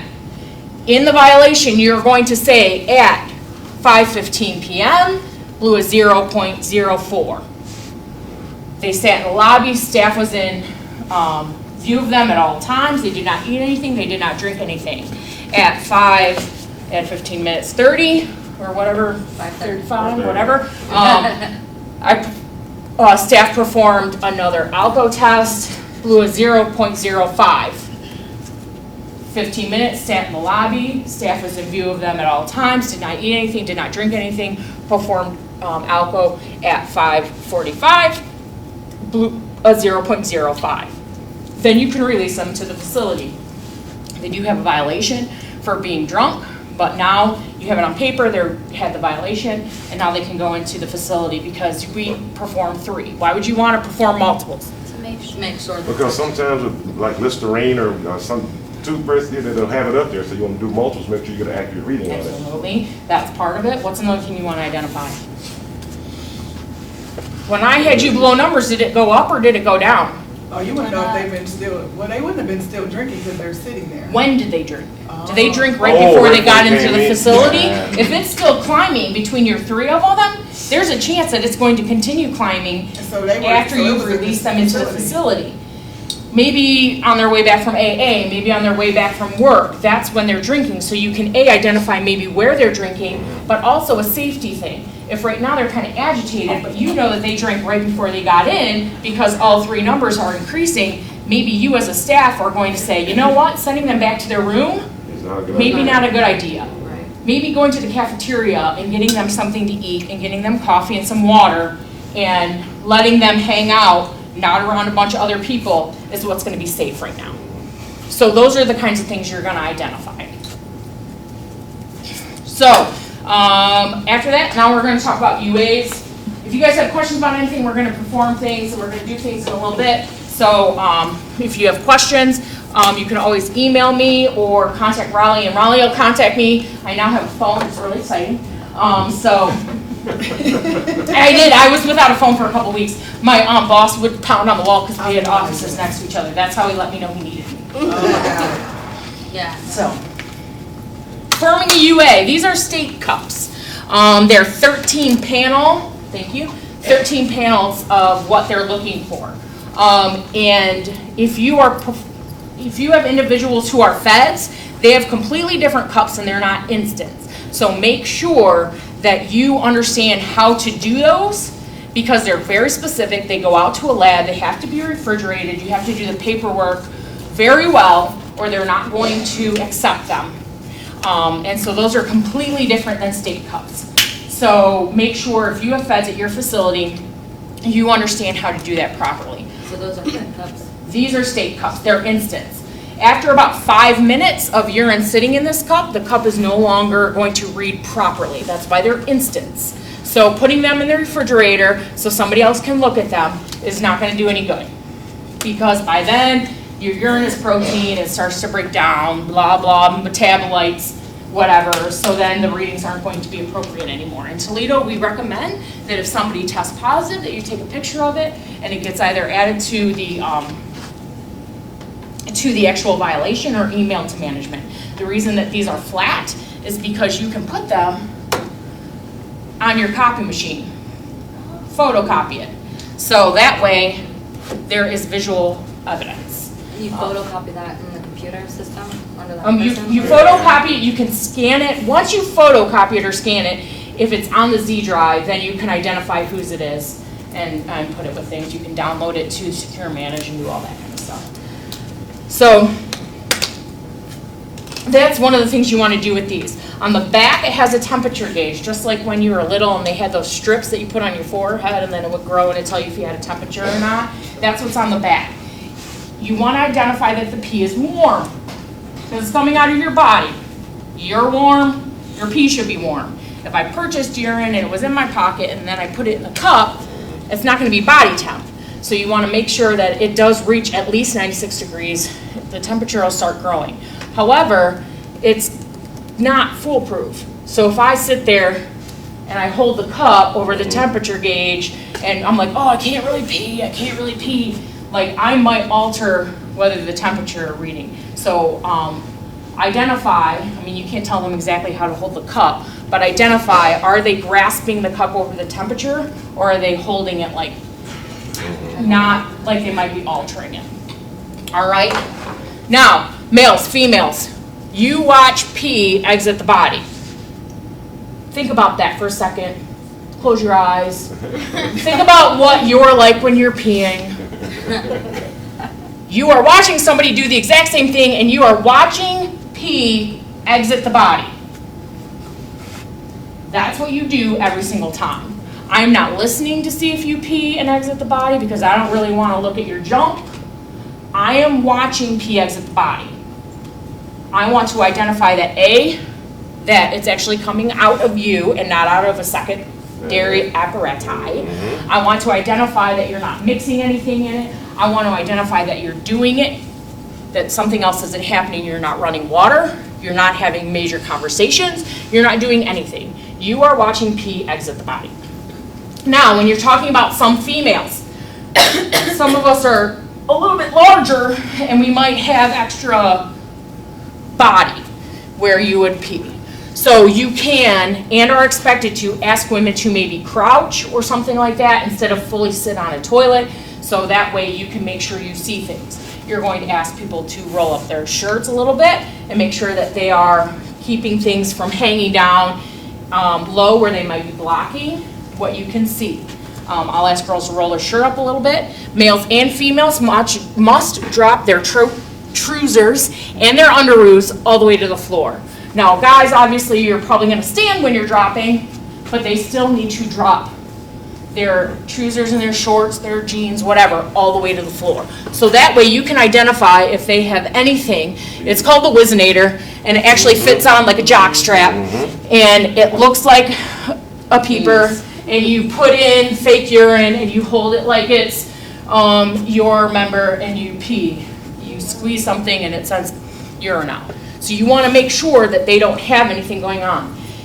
I'll tell you even 10 years from now, if I find out at a halfway house that somebody got scammed by a Whizzinator brand name, I would fire you on the spot from outside. I'd call you up and be like, you're fired. Because it literally looks like Underoos. So there's no reason as a dude that you can't see that if you are doing the process properly. Now, guys, congratulations. You do not have to do what females do. So think about it and get even more excited whenever you have to watch someone pee that you're not a girl. That's what I was gonna say, the guys got it made. Guys got it made. At Jackson Pike, there is a mirror, and a lot of guys don't feel comfortable watching them pee, so they watch the mirror. That is not appropriate either. Now, glancing at the mirror, because they're sideways urinating into your urinal, there's a mirror here. The staff will stand here, and watching it and watching the mirror so you can see both sides is one thing, but relying 100% on the mirror is not okay. Make sense? Yep. Every location has a bathroom that is specifically identified, the one that you will use during your urinalysis. You do not take them into the random male bathroom, and both of us have to get into a stall together. You also do not have them perform the urine drop at their urinals, just hanging out in the large male bathroom or something like that. In Toledo, ours is completely directly off of our lobby, so our coverage office is right there. There are multiple cameras, so obviously there's not a camera in the bathroom, but on camera, I will hand you, just like the straw, I will hand you the cup. When I performed my 15 drops in 40 minutes the other night, one of the individuals just was walking in, and she wouldn't take the cup while I'm holding it out for her. And I stepped back out into the lobby, and I was like, I have to hand it to you on camera. And she looked at me like I was crazy. And I just kind of, like, I'm standing here with your cup, so you can come out to me, or I'm just going to keep standing here with my cup. So she had to come out. But I want to hand it to you on camera, so there's an identification that it is closed, and that when it got opened and all of it happened, I had nothing to do with it. Nothing was tampered. It had nothing to do with me. All right? So, as a girl, I'm watching you pee. You can ask them to sit a different way. You can ask them to do whatever. We never run water. Why don't we run water? Because like noise. Noise. One of the popular things that was going around, I haven't seen it recently, was you take something that's kind of like a 5-hour energy, right? What else is about the same size as a 5-hour energy? A tampon. So, the 5-hour energy is empty. I put fake urine in it. I put something like that press and seal wrap on the top, put it in me. I'm asking, oh, I can't drop. And so, oh, can you run water? I can't really pee. Can you just run some water? They take their finger while they're back there holding the cup, and they put a hole in it so it looks like you're peeing out about the proper spot. Oh, they are very creative. Oh, girl! So that's something that they do. But if you had water running, you wouldn't necessarily hear the boop. Yep. Because it's not loud, but it's You weird. can tell it's a popper. It's weird. Does your bits make that kind of a noise on a regular basis? If it does, please see a physician. Right? See your urologist. All right? Another thing that chicks like to do, a lot of places, they put, you know when you had to do a drug test for a job or something, and they squirted blue in the toilet? Yeah. Because when you're squatting, this is the favorite part, I actually got told, they remembered me because of this. They have the urine cup. I'm peeing. And they pick up. Oh, they what? They pick up water that's in the toilet. So hopefully, even if I'm peeing in here, it'll be yellow, but it's diluted now. It's diluted with clean water, because what they're checking for is metabolites, but metabolites that are concentrated. There's a minimum amount that has to be in the urine. So if I dilute it enough, hopefully it won't identify that I have metabolites in my system. So they'll try and dip, we call it dipping. But the temperature, wouldn't it be cold then? It is necessarily, but if I'm holding it a certain way and I'm making sure that the temperature, and I'm like, oh, I can't pee, and then I finally do pee, and then I dip, I've tampered with the temperature, and it kind of is yellow, you know? Now, if I tested me and my pee was barely yellow, that'd be kind of weird. Because I am not somebody that drinks water 24/7, hence the energy drink and the coffee already this morning. So my urine would not be clear. Now my brother is a huge triathlete and does marathons. He drinks no caffeine, he does not drink soda, he basically drinks water and versions of Kool-Aid and lemonade for everything. And he pees a lot, I'm sure. He pees a lot and it's mostly clear. Right. So identifying, watching people pee, watching people have urine exit the body, you get a better understanding. So if I was your client and I'm peeing clear, you know that that looks shady. Okay, so you had water in the toilet, or you had colored water in the toilet. We put like Kool-Aid in there. So it's like purple. There's no way that your pee is purple. So I can identify that. But if I created some system, yada, yada, yada, or maybe you didn't do it at your facility, or you're out, whatever, and it's mostly clear, I might be flushing my system, because people also do that. If they know that they used and they haven't dropped in a while, they'll just start chugging water and then go to the bathroom and chug water and go to the bathroom. So that way they're trying to flush out as much as they can. But that So doesn't when always work. it does not always work, but it's worked enough times that they still do it, Somebody's done, yeah. right? So they're just gonna push the system until they can. These things are not foolproof, but they're pretty good. I have a quick question. Okay, so say if somebody was on who smoked weed, marijuana, whatever. Yes. And they go to the store and they say, hey, I know I'm gonna have to end up dropping, so I'm gonna get these pills that are just gonna completely flush my system out. So they take these pills, will it show up on the reading? Not this one, but they will, they will on a Fed cup, but they also would if you're doing a K2 cup. I hate this computer keyboard. Because, did I email this to myself? I think I did. I think the things you're using are on Google search, by the way, so you could just search for them. No, you know what I did? I downloaded them to this computer. Oh, I also put this back. Nobody makes you angry. Because if you get angry, why are you angry? You responded that way. They might have done the meanest thing to you in the world, but at the end, your response is your decision. So, okay, this is the close-up of what it'll look like when you're performing a UA of a 13 panel. So each column matches up with what's on the bottom of it, all right? So numbers 1, 2, 3, amphetamines, cocaine, THC. THC is marijuana. This column, methamphetamines, opiates, PCP. Benzos, tricyclic antidepressants, barbiturates like phenobarbital. 1 and 2, oxycodone. I forget what this one is. No, this is PCP. That was Oxycontin too, is it Xanax? No, Xanax is an Not opiate, Xanax, but, or benzo. And so this is buprenorphine, which is the active ingredient in Suboxone. And then, I don't remember what MTD is either, because that's methamphetamine. What are the tricyclic? Tricyclic antidepressants is actually a medication that, I don't know why it's on there, is actually a medication that's for depression. And so they use it for people who are depressed or as part of a bipolar depression medication. No, those are more SSRIs. It's an older version of a depression medication, but a lot of like amitriptyline and things like that. So the way we do it in Toledo is if you drop dirty for me for TCAs, my staff will still write a violation.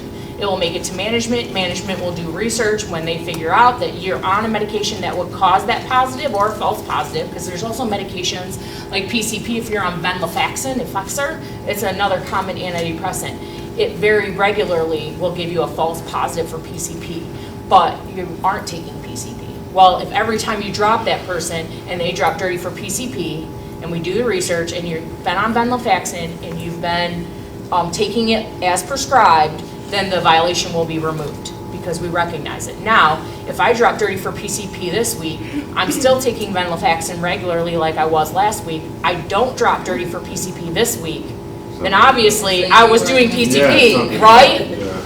So that's why we write in Toledo, write a violation every single time.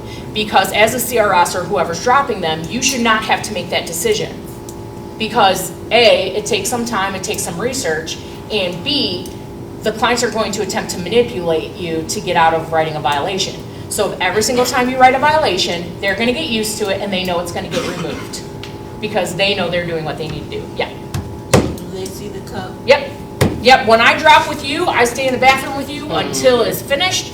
I will tear off the ticket, I will look at the temperature in front of you, I will look at the results with you once they finish and are complete coming up. We both look at it, I'll tell you what I see, and then we'll leave the bathroom. Because that way, yes, Propoxyphene. propoxyphene. What is that? I'll Google that too. I don't know what that is. It's not, I've never seen anyone test positive for it. That's why I don't, So what color do they turn? just a second, girl, I'll show you. So this is what the temperature gauge looks like, right? A synthetic compound chemically related to methadone used as a mild narcotic analgesic. There we go. Yeah, so nobody uses that.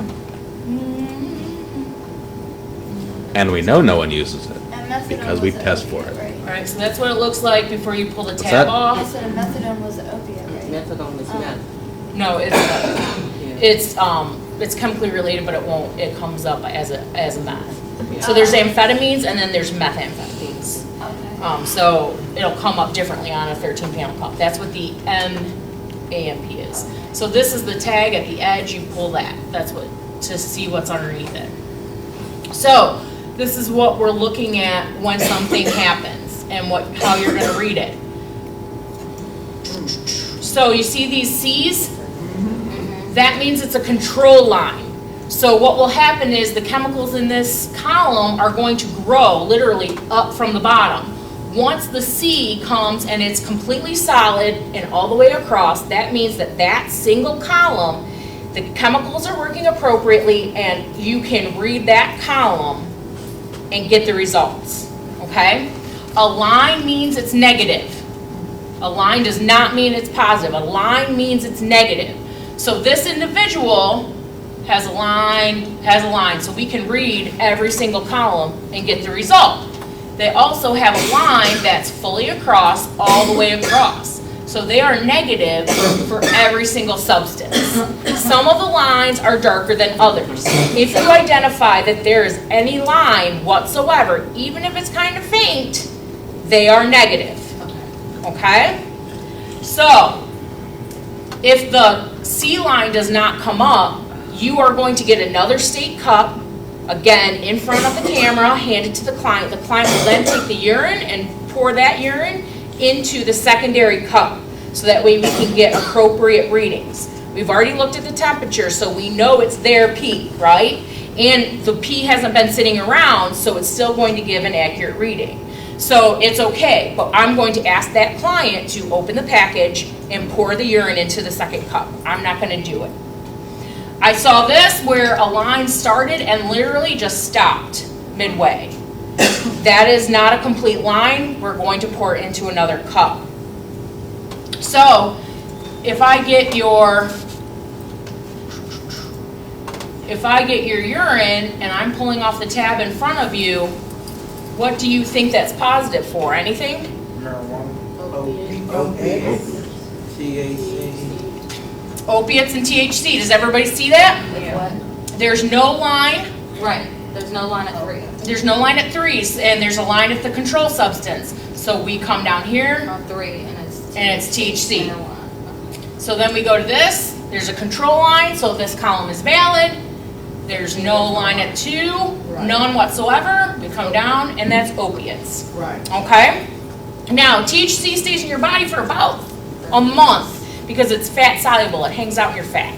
So if you are a regular user, you live down the street, you broke probation, you came and lived at my facility, you might be testing positive for marijuana for 30 days, even if you aren't smoking anymore because you're in my facility. Again, in Toledo, you are still going to be writing a violation every single time. And what they're going to do is up to a month, if you're only testing positive for THC, they're going to remove that violation because you're not going to keep getting violated when you haven't smoked. Now, if you've been in facility for 45 days and you're still testing positive for THC, we're going to keep your violation and you're obviously getting marijuana somewhere. Can I help you, ma'am? You all right? Yeah. This is very, very important. Being able to read a urine cup is very important. Yes, ma'am. Do you monitor the levels? Because I know, like, it could be negative because there is a light line, but the line may get lighter as time goes on. It may or may not, depending on the chemicals. Okay. In Toledo, we will write incident reports that says the faint line at barbiturates, and that way, if eventually we're thinking that you might be and you're flushing your system, we can have a running paper trail saying that we think that's happening, but we aren't going to violate you. We aren't going. It's just one of those things that we want to identify. But because it's an instant cup, it doesn't actually read levels. It just has a cutoff of when it doesn't work. It doesn't identify enough of those metabolites to be able to create a positive. You would have to go get your blood drawn or something like that to be able to actually detect levels. We use instant cups, but ours pretty much, it does levels because it'll be like super dark when we first test them. You guys must pay a lot more money than we do because ours do not. Yeah, and then it'll start getting lighter until the line is just gone. These do not run on that. Okay. Yeah. So if it's a faint line, it's not a positive, it's not a violation, but we write an incident report on it? In Toledo, you do. Oh, just how your facility does it, you check with your peeps. Yeah. Yeah. Is there a certain amount of pee that has to be in the cup? You want it to be over the temperature gauge to make sure that that's everything that's being read. I always tell people, just keep peeing. What does it matter? Like, just keep peeing. Then it's bad for you to stop your pee when you're mid-pee. You get more UTIs. Yes. So, I just tell them, keep peeing. What's it matter? I wear gloves. It's your pee. Everybody's peed on their hands, especially girls. You guys haven't. But when you're trying to catch it, when you're down there, it does. It's really weird, right?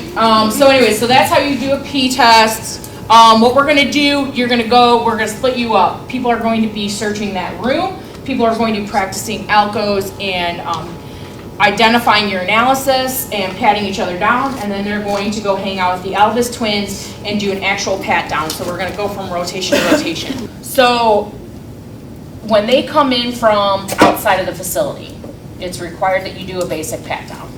Sometimes as you're logging in on Secure Manage an individual, it will pop up randomly every so many clients that come in on your Secure Manage that says you can't even go through the login process of them returning to your facility without you acknowledging that an enhanced pat down has been done on them.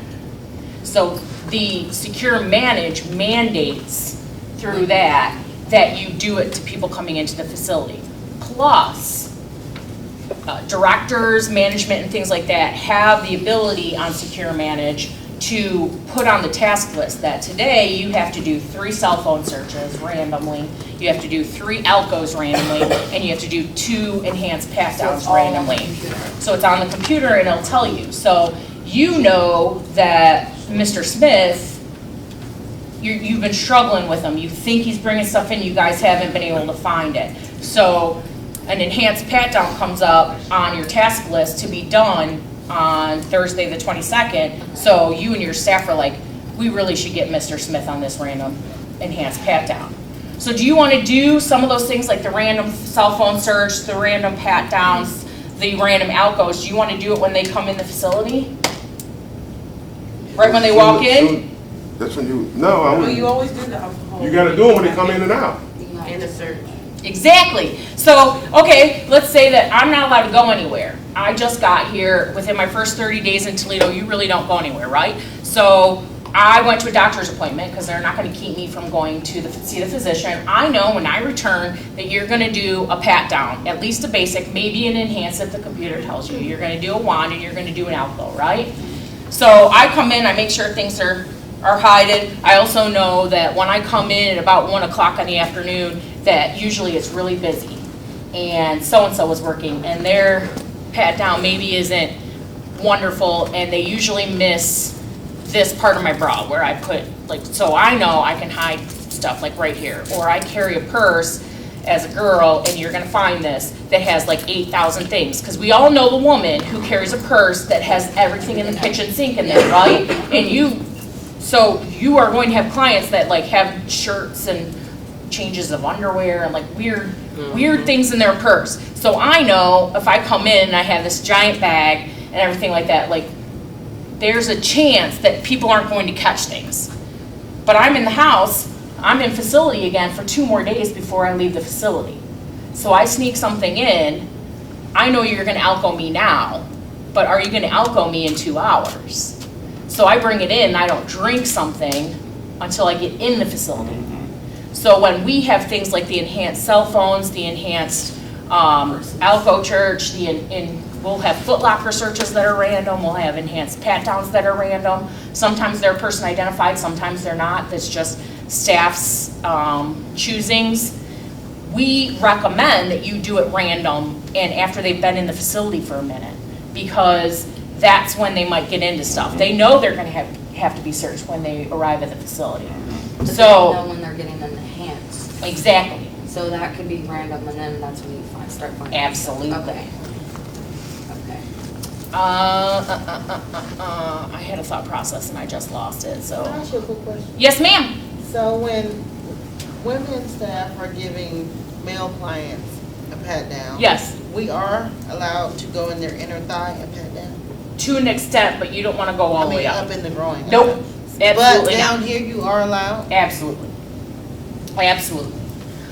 A lot of our clients also, the first thing he said, and this is something to really take into account, especially now that it's fall, moving into winter, a lot of our clients are not allowed to drive. They walk to the bus stops, they walk a lot of places. So you have individuals that have like jeans or something that they're wearing, but then they also throw on like a pair of sweats or something like that over it. They have big winter coats, they have different things, they layer a lot because it's cold outside and they walk everywhere. So when he's saying get down to the lowest layer, you really would like them to get to the lowest layer. It's not a question. Again, it's safety, but what is the same thing as the shoes? I want to see out of my staff, every single time clients walk into our facility, they just start taking stuff off because it's normal. Because every staff has them do it. Every staff has them take their sweatshirt off, has them take their shoes off, has them take their sweats off. Every staff does it. So the minute they come in the facility, they just start doing it. They start emptying their pockets, they start doing all of that because they know that every single time they come in the facility, this is what's gonna be expected of them. Yes, ma'am. So what if a guy's like wearing long johns? Technically that's their underwear in the winter time. Right, yeah, I wouldn't ask them to take jeans off if the only thing under the jeans was long underwear. Okay. Cause it's kinda, Well, that's what I was wondering. right, yes, right. Like, okay, I'm not gonna ask Raleigh to do it, but Raleigh, are you wearing a t-shirt or like a tank top under your shirt? T-shirt. You're wearing a t-shirt. So what I would do if I was doing an enhanced pat down, I would ask him probably to take the shirt off because he's not gonna be, if I was a dude, he wouldn't be exposed, he's not gonna be doing whatever. I'm not gonna ask a girl to take off her shirt if what's underneath, because I wear tank top every day. Every day I wear at least one tank top. I do that for personal reasons because I have art on my body that I wanna make sure it stays mine and it's professional, that things are tucked in and things are covered. Because that's what I want my clients to model. That's what I want my staff to model. professionalism, professional dress. Now, I might love tube tops and shorty shorts when I'm at home. It's my own gig, right? But when I'm at work, I wear professional, and I want my clients to get away from wearing tube tops and shorty shorts to wearing more professional clothes and believing themselves to be worth that. Be worth being professional, carrying yourself professionally, speaking professionally, and not being exposed. So I'm not gonna ask Beth to take my sweater off, because I do have 2 tank tops on right now, but it'd be pretty uncomfortable for me. Now, if it was an enhanced pat down, I've taken females into private areas that still have cameras, always a camera, always, always, always a camera. Why do we want a camera? Safety, you're protecting somebody can't do the same. Yeah. False False accusations. Yay! That's exactly it. We have in Toledo an office, our coverage office on the female side.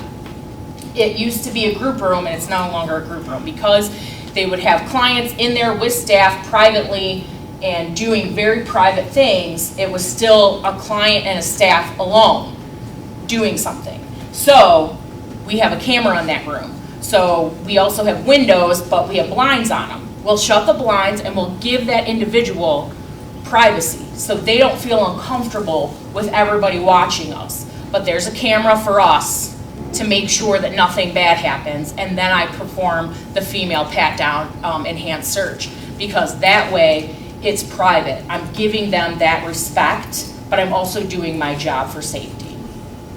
But that's why we always want to use a camera. And I asked them, take everything out of your pockets. Why do I want to do that? Because they could hide anything. They could hide anything, but Pills, they can hide. Well, that is- right. But I asked them to empty their Yeah, so pockets. they'll So tell they the truth take in it the out, they patient. can't say that you took anything You, from they them. can't plan it, they can't say that you planned it. Absolutely. You don't want to stick yourself. You don't want to put yourself, even on camera, in a position where somebody's accusing you of putting something in there, and you don't want to be all like rooting around in their pockets, because it'd be one thing if I'm rooting around in a pocket that's kind of out here. It's another thing if you're like reaching in somebody's, you know, nethers, right? So you want to ask them. Now, there have been times where we perform a pat down and we feel something. And then I'll say, what's in your back pocket, or what's in your whatever, and then I'll ask them, can you please take it out? So I'm acknowledging, I'm actually touching you, and I'm feeling that things are abnormal, right?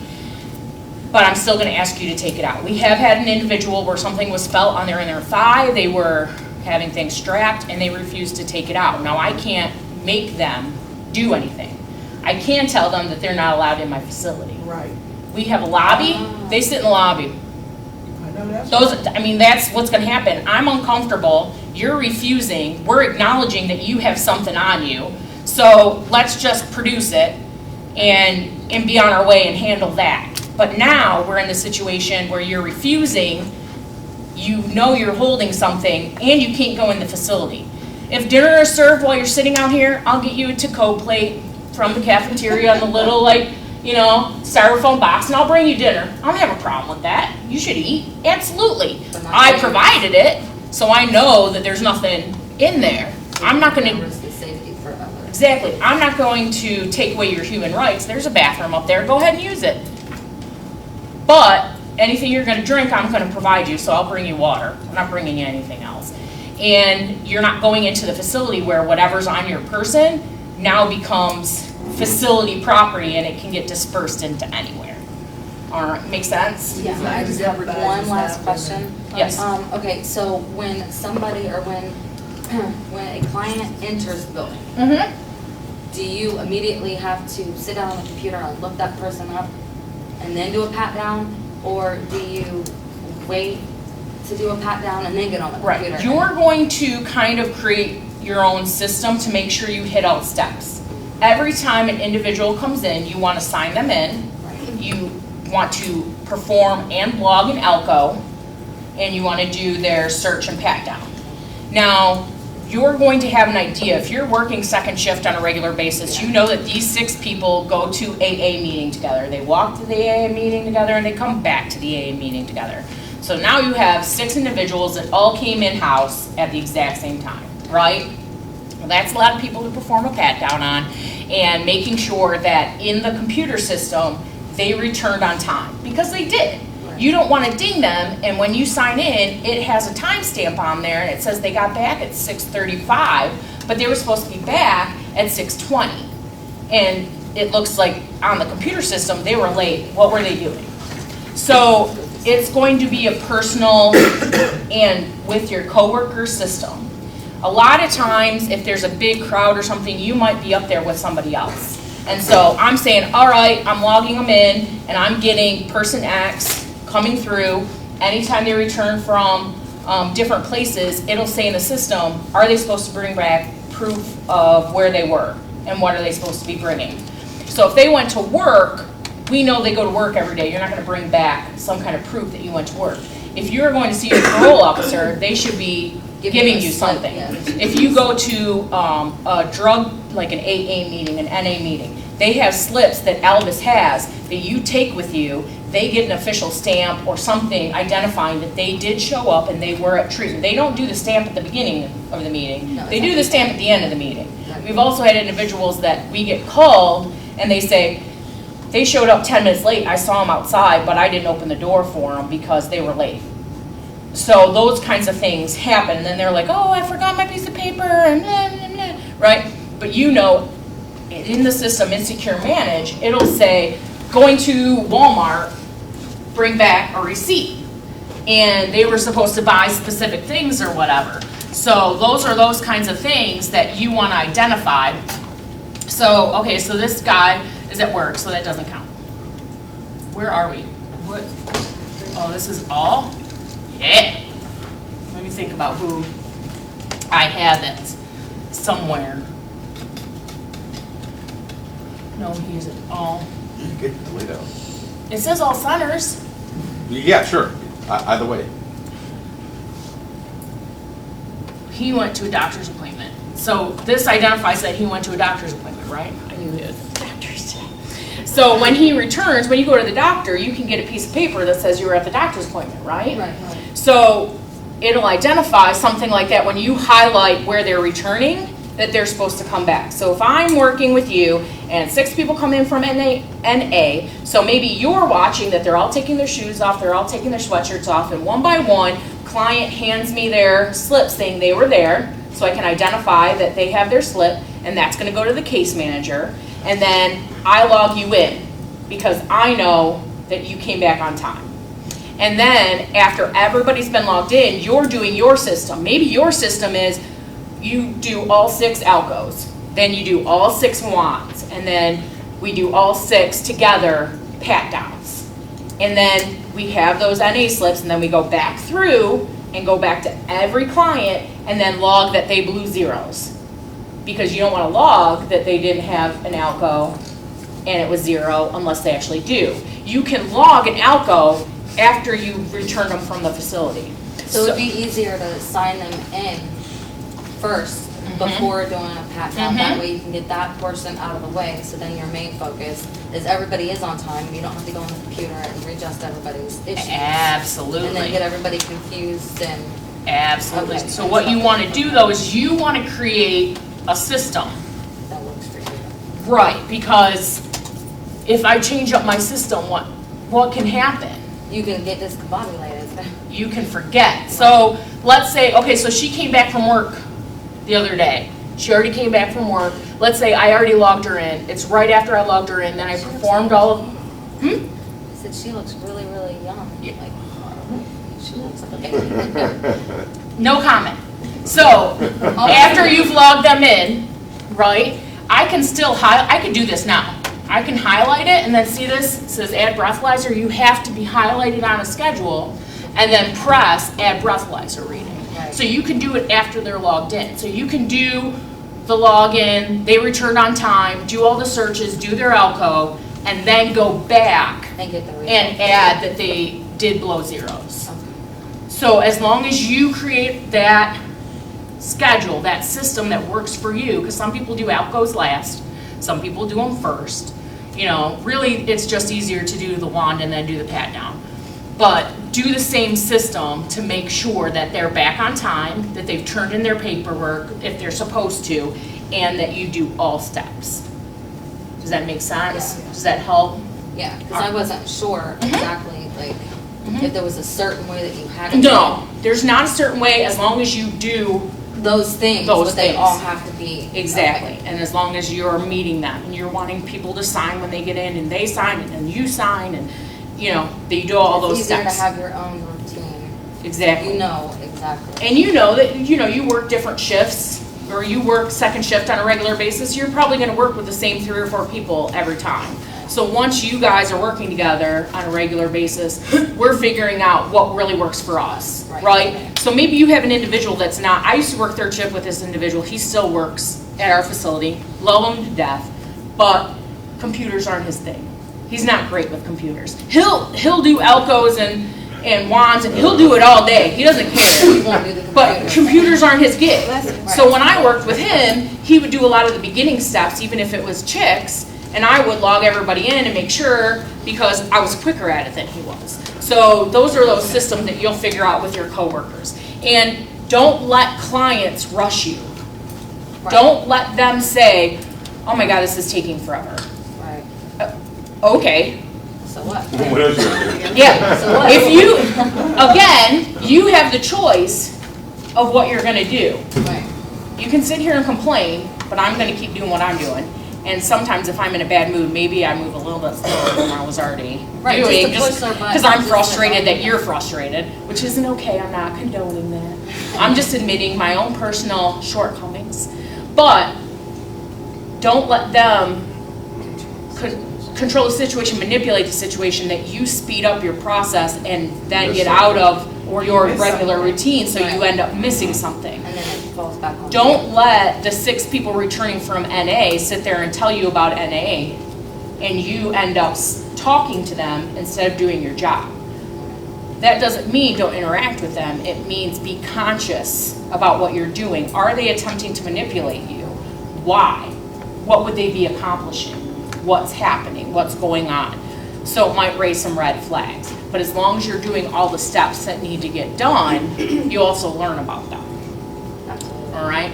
So she can come up. We're going to do a pat down. I'm going to show you a female pat down. My basic plus. Remember, this is not the mandatory one, but this is the way I do it every single time that a client comes into the facility. The way I'm going to perform it on her will be how I also perform it on a male, except for one step. Did you give me the one without the battery or the one? No, that. Okay, should- this one works. It does. Are you going to get a battery for We my don't know, lab? we don't know how that works. You I've never had to do that before. you take the bottom out, Bottom out. and it's like a 9 9 volt. volts. 9 volt, okay. 'Cause there's a thing that, rectangular the battery. things that makes it look like it might be a rechargeable thing, but it's not. No, Okay. this slides off. We need 9 volts, okay. It's not rechargeable. We need We have a 9 lot volts. of batteries floating around. So she comes in the facility. She just returned from work. I'm talking to her. I know Lindsay. Like, hey, Lindsay, how's work? I'm gonna talk to her. She knew when she came in that she's gonna take her shoes off. We're talking. Can you please take your scarf off? We have a ledge and a coat hanger and everything in our facility right in the lobby. Can you put it on the table, please? Do you have anything in your pockets? You have pockets? Do you have a belt on? No belt on? Okay, so you're gonna ask these kinds of questions, right? And then, I noticed she has hair. I'm talking to her. While I'm talking to her, what am I looking for? You have normal lumps or something poking out, or Right. just to see something that's abnormal about the whole, just But more initial. basic than that. I got a question. Yes, If girls come in with braids, do you Yes. make them do possible. it? It makes me. I will never, I won't do that. I won't do that in training. Okay. You're going to identify, does it look funky? Is it something that they are someone you're concerned about? Is it random? Would it be really difficult?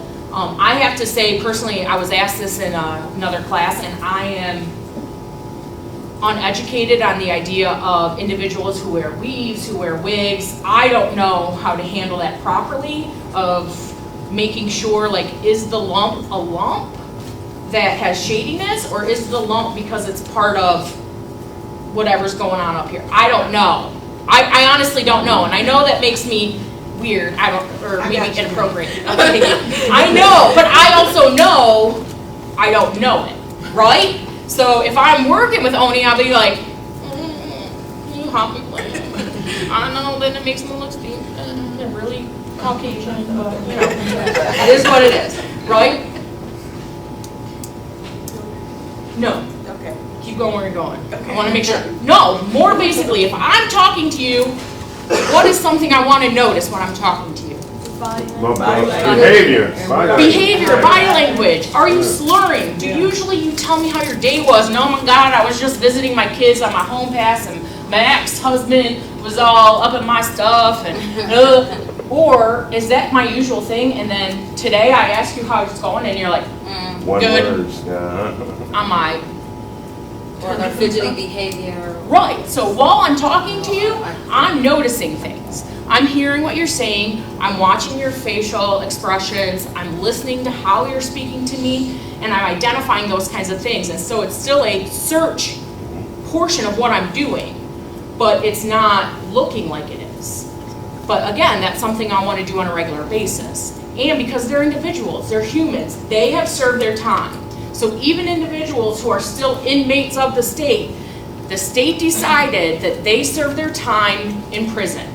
They are now ready to be in a halfway house. They are not in prison anymore. We are not a prison. We don't treat them like a prison. We don't do body cavity searches. We don't do nudie patootie. I'm not asking anyone to squat and cough, and I'm talking to them like they're a human being. Because I know I have made some mistakes in my life. So have they.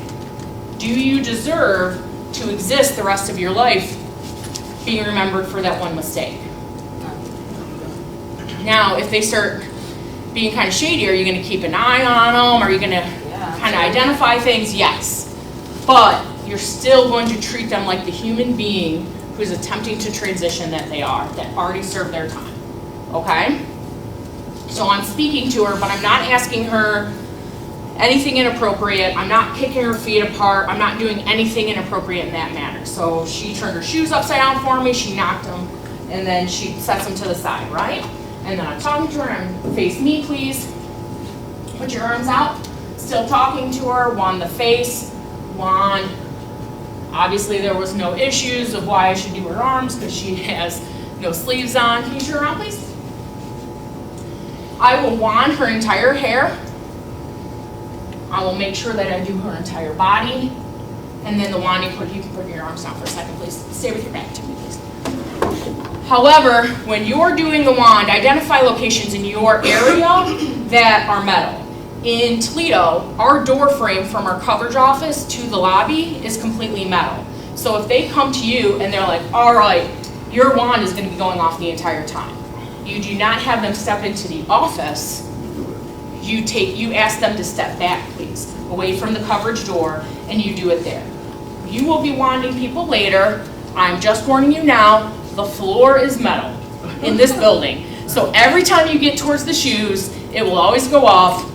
Please assume that your coworker is not hiding stuff on their feet, but they should be barefoot anyways. All right, so I'm still talking to her. I always do wanding, have them turn around. I start with the front, and then I do the back because then I'm going to ask them to continue staying backwards. So I can do now my pat down. And that way, and I'm always asking them, please turn around, please put your arms out, please spread your legs. Thank you. Again, not kicking them apart. I will start with their hair. I have asked ladies to take their buns down if it looks like it's easy. So again, you don't have to do that every time, but if it's an enhanced pat down, that is something that you're going to do, is be much more thorough with their hair. I then will run my hands along the inside of their collar. If they were a male, I would ask them to flip their collar up, or somebody who had a collar on their shirt. And then you're going to do the shoulders from the back to the front, and then I'm going to go down the front a little bit, because we all know people who like slide a cell phone or something in to their bra. As a girl, right here. Side note, please don't put your cell phone there. They've actually shown that women who are in their 20s and always keep their cell phone there, they've gotten breast cancer, because that's where their cell phone is. It's right there. So please don't get breast cancer from that. All right, anyways, that was my own PSA. I get upset. I talk to clients about it all the time. But I also talk to them about stop smoking. I then also run my hand down their back, thumbs, and my entire body, or their entire body, all the way to their waist, and I feel on top of their waistline. I'm standing farther back, so if she wanted to like kick at me, if she wanted to headbutt me, it's really difficult for her to get to me, but I want to do a complete thing of their back. I'm going to do their back a total of 3 times. And this is when they were saying you're going to step to the side, because if she feels like kicking, go ahead and kick backwards. She's just hitting my leg. She's not actually being able to connect with anything. If she were attempting to move or anything, I'm in control of myself, that I'm not putting myself in a dangerous situation. So I then come under, and so I'm feeling underneath the arm where she was showing the sides of the bra. This is how I do it. I'm with the pit, I'm with the palm of my hand, since it's more sensitive, has more nerves. So I'm feeling what is on her bra, but I'm also feeling up into the armpit, because just like privates, what's a really uncomfortable part for people? It's their armpits. I know that if I've been walking for a minute, they're not dry. So, and I don't like being in other people's armpits. But that's why people hide stuff there, because it's kind of baggy. And so I might be able to get something in there, and if you're a chick, you can have it all up in your bra, and then you can hide it. So making sure that you do that. And then you do that under the wire bra, where you're kind of cupping, and you're really all up in that stuff. And then you're going to do a 2/3 motion over their body. So I'm going to do 2/3, all the way to her waist, and a little bit down. And then I always go down, and then continue down the same side, buttocks, all the way down her leg, kind of, not squeezing tight, but padding. And then I go back up, and I get into the groin a little bit. And you're gonna do it more in depth without being inappropriate if I was doing an enhanced pat down. But I do that every single time. I go down, and then I go back up. So that way, if there's something, I might be shaking it loose. I might be moving things. Or if you miss something the first time, then when you go back the second time. Exactly. So then I move over to the other side. I do the armpits. I do the bra. I do under the bra. I go down to the waist, and then I go all the way down. And then I'm kind of squeezing. And then I go back up. Thank you very much. Face me. Ask her to shake her bra. If she does that, right? You don't have to. Some people, they'll be like, oh, here you go. Because they have a needle or something right here. So they're holding the needle to make sure when they shake their bra, it doesn't fall out. So I've often will be like, pop your bra for me. I just say, pop your bra, and they like shake it, and then I'll be like, all right, now grab the middle. Whatever way they do it, I ask them to do it again the opposite way. So if they're trying to hold something that's not going to fall out, it offers me that ability that maybe it'll fall out. And then if you're kind of uncomfortable, especially if you're doing the enhanced, you would then do a secondary. And then especially if they have a belt, I'll be like, do you have a belt? Yes. Turn it out for me. If you are doing the enhanced, male or female, they have a belt, ask them to take it off. And you're going to be looking and running your hands the entire way. Same thing as the tie, same thing as whatever. So then when I'm finished, I'll go through. And then, thank you, you can put it back on. And then I'll perform the Alco, which we'll go over in a minute. And then that's what it is. I've already signed her in. We've gone through all the steps. And it wasn't a really long, drawn-out process, but the entire time I'm learning about her, I'm identifying things, but I've also done my best in the skills I have to make sure things are safe. Yes?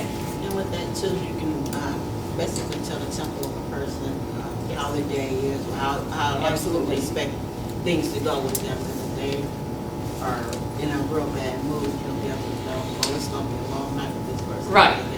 Absolutely. And it's those things that are like, oh, dude, I get it. You've had a rough day. Like, why don't you go chill, go do whatever it is you need to do, listen to music in your room, but is this really how you want to exist for the next 8 hours?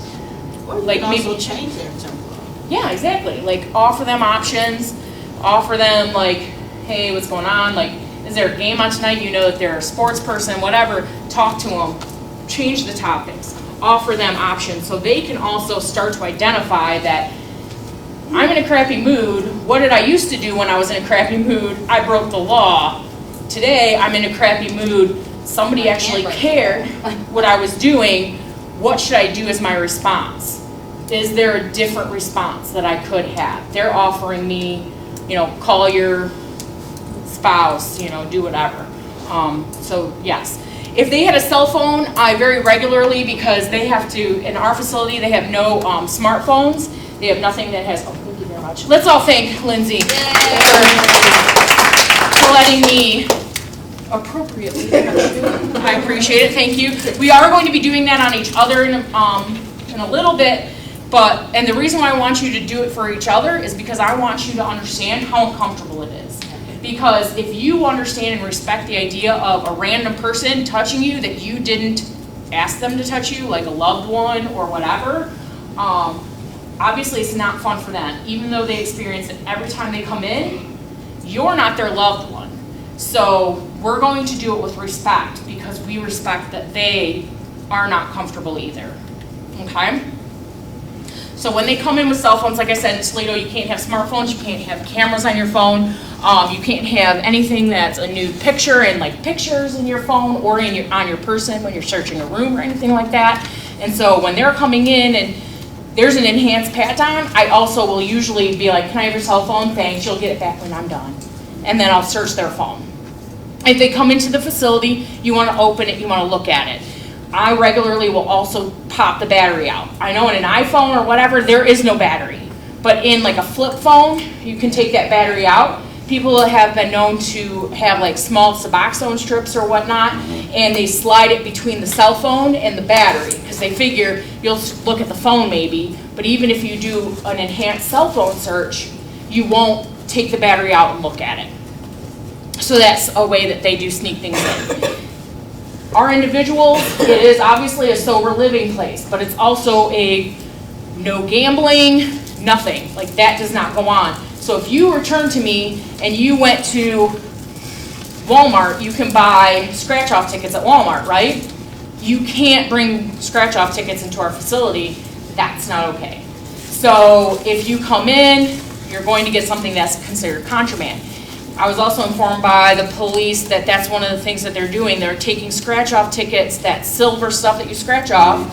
They scratch it off. They then create something that kind of looks like silver scratch-off that has meth, heroin, powdered substance, or whatever in it, and then they place it back in like it looks like a scratch-off ticket. And so you open their wallet or whatever, and you see a scratch-off, and you're like, you're not paying, or you forget to look at their wallet or do whatever, and they have it like in between credit cards or whatever, and it actually is an illegal substance.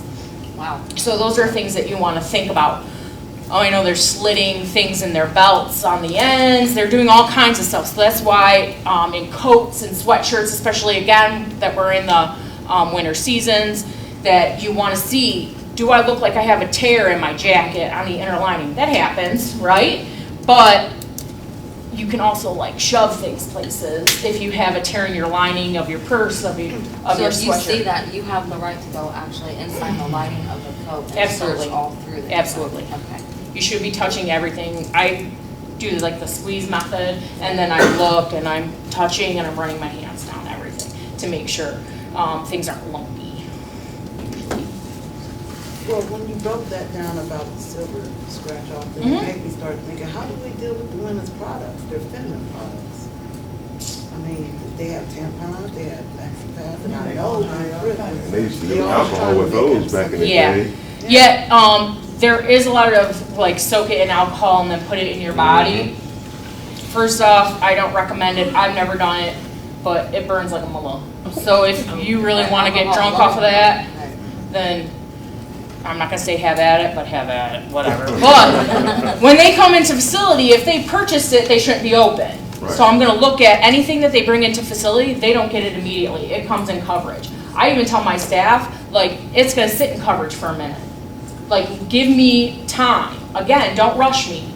These are absolutely yours, but give me time to look through properly, and then I'll give it to you. So that, the packaging should be closed. And that's something, like he was showing with the cigarettes, you're gonna look at it. Another thing is that when you're opening their purse, and you're gonna look at the tampon, is it still in a wrapper? Or, as a human being, Yeah. am I gonna use a tampon that's been hanging out in the bottom of my purse that hasn't been in a wrapper? Like, come on, guys, like, even a dude knows that that's not gonna happen, and they don't use them. You know, same thing with pads and everything. But Past that, sometimes there's they nothing I come can do. undone. Like if they're at the bottom of your purse and you're scrambling through everything, sometimes. Oh, they do, and I'm not saying I'm gonna violate you. I'm gonna say, hey, can I throw this out? Yeah, I'm not using it. Are you good? And again, on camera, I'll be like, seriously, this isn't a wrap, are you good I throw it out? If they give me a hard time, I'm opening it and find out what's in that's it. funky Comadina, right? Yeah, I'm not okay with that. Throw it, you know? So that's when, even if in the system, it doesn't say enhanced search, even if nothing is prompting you to perform an enhanced pat down, That just did. that absolutely just did. Same thing at our facility, if you tested positive for me, for opiates, for cocaine, for anything, that will then say, be like, can I have your cell phone? I'm gonna perform an enhanced pat down. I probably will get my staff right at that moment, or at some point in the very, very near future, to go search your room. Right. It's going to create an entire process. Because it just gave you a right to. Absolutely, absolutely. So that's when we rely on our staff to identify what's going on. It's not necessarily going to be management, because you guys are the ones that are in direct contact with these individuals on a regular basis, right? Questions about advance? Yes. So like female bra wires, they come out, is that considered like a weapon? It is. So we would not be okay with it. Just like if you were doing a room search and I'm searching your personals and I identify that you have a bra that's kind of ratty and has wire, because we've all been there, chicks that have underwire, and it starts to like come out the end and it hurts your armpit and you don't like it at all, right? So you're going to talk to the client, you're going to remove the bra from their dresser, you're going to speak to them and be like, you're going to either need to remove the wire from both of these and keep the bra, or we're going to have to dispose of the bra because it is not safe now, that it's not in proper functioning order the way it was intended by the manufacturers. Right. Just like you shouldn't be going around altering other things, you know, if it creates an unsafe situation, you don't want to. Like individuals that have glasses, I just looked at you, I'm sorry, I thought about it. And they have those tiny little glasses things. Does that make you comfortable, or do you think that maybe they can keep it with staff, and then if something happens to their glasses, they come and ask you? You should never have screwdrivers. You should never have anything, even if it's a little one, and you say you need it for work. You come in from work, we've had individuals that work at warehouses and are carpenters and stuff, they don't want to keep their stuff in their car. They will hand it over to staff. We have a system of signing it in, and then when they leave for work the next day, then they sign it out. So that way, I am supporting you doing what you need to do. But I'm also creating a safe environment for everybody. If that's your job, why do you need to bring your box cutter in to the facility? You aren't going to need it till you go back to work next time, right? So that's that process. If I open your drawers and I find something that I'm really uncomfortable about, that's unsafe, that somehow squeaked past staff, something like that, it's gonna come out, I'm gonna write a violation. I had a quick question. I heard that, you know, the clients are allowed to have razors. Okay, razors. Plastic.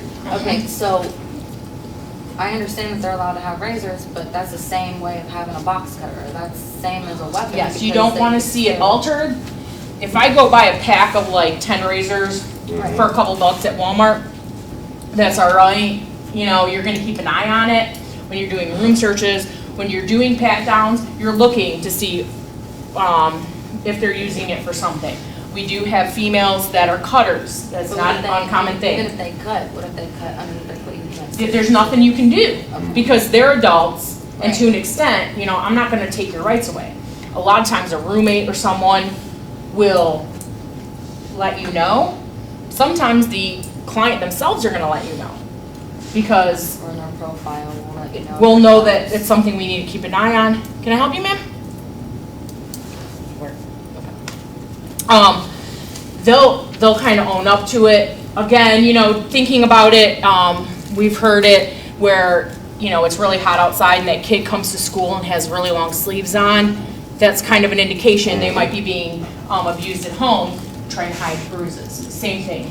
Yeah, I had a girl that I worked with at Donato's, and she was a heroin addict. And it was like 100 degrees outside, plus it's 100 degrees inside the facility. She was always wearing long sleeves until one day it just happened to show. She was dozing off at making subs, and I'm like, why is she here? Oh, well, her dad's corporate. I don't care, she's an addict. I mean, she's making people's food. Right, and she was nodding off from Yeah, and she was in the bathroom. Everybody's seen the heroin nod? Yep. Yeah, at that. Yeah. Yeah, and that's the thing, is you're gonna identify that stuff when you're going to be searching their rooms, you're going to be looking at those razors, do they have an extensive amount, do any of them look like they've been altered, et cetera, do any of them look like they might have blood or something on them? Now, we've all cut ourselves when we're shaving, but A certain amount of blood. usually I'm tossing it, like if it's old enough maybe that it cut me when I was shaving, like that mother's going in the trash, right? So, but we can't protect ourselves from everything. They're gonna throw it in the bathroom trash, and maybe you're shady, I'm not. I throw it in the bathroom trash. You are awesome and dig through trash and get my razor. To an extent, there's nothing you can do, right? Yes, ma'am. You said the carpenters sometimes. Can you speak up, You please? said the carpenters sometimes don't want to leave their tools in their cars, so Yes. if they have cars, do you search those too? Yes. If you have, especially federal inmates, they're allowed to drive vehicles through a sign-off process with their case manager, et cetera, et cetera. At least once a month, they have to be searched. You can do random searches of vehicles, but at least once a month, if you are our inmate, we're going to search your car. Anytime that you search something like a private bedroom, a Foot Locker, or a car, you want two of you there. Right, so you have a witness. So you have a witness, so it's a lot less likely that, blue tie, you all right? Yeah, I'm good, yeah. All right, you look a little tired. If you need to stand up, go get an energy drink. Yeah, sure. I'm good with that. So you're doing it with somebody else. Now, there are sometimes, especially at our facility, it'll say on your daily task, facility search. That does not mean I'm expecting my staff to search the entire facility during their day. What that means is pick a facility location that is a common area that everybody uses, and that's what you're searching. Now, I'm working with you, I'm clocking people in, it's med time, so I'm providing medications for individuals. You can go to the vending area that the clients use in Toledo, hot spot for passing contraband because both males and females use the vending machine. So we like to stick our hands in everything of vending machines, tops, bottoms, everything. So you can do that by yourself. One, because basically the entire facility is under camera surveillance.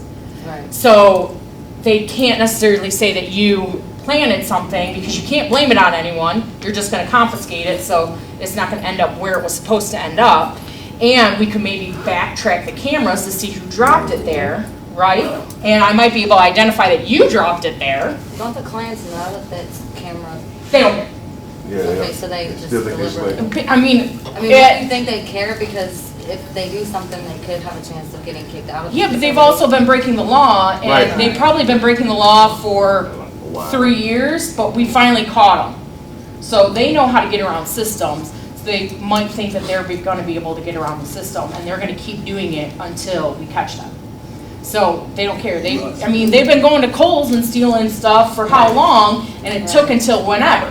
You know what I'm saying? So they're going to still try, even though they know that cameras are there. Or they get their boy, and I'm talking to you, we're going to go to the gym, because it's right across from the vending in Toledo. And the gym is used by everybody, so the scale for a while was something. And so we're talking, you're going to the gym, somebody's going to get a radio, I go to the vending machine to get a bottle of water, da-da-da-da-da. It looks like I'm completely doing something normal and every day. But at the time, I'm slipping things places, I'm doing whatever.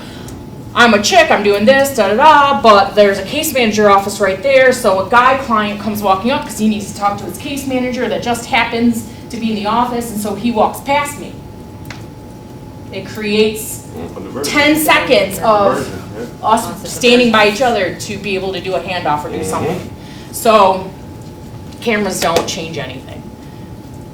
They just extra hours. Yeah, I'm known as the camera queen in Toledo.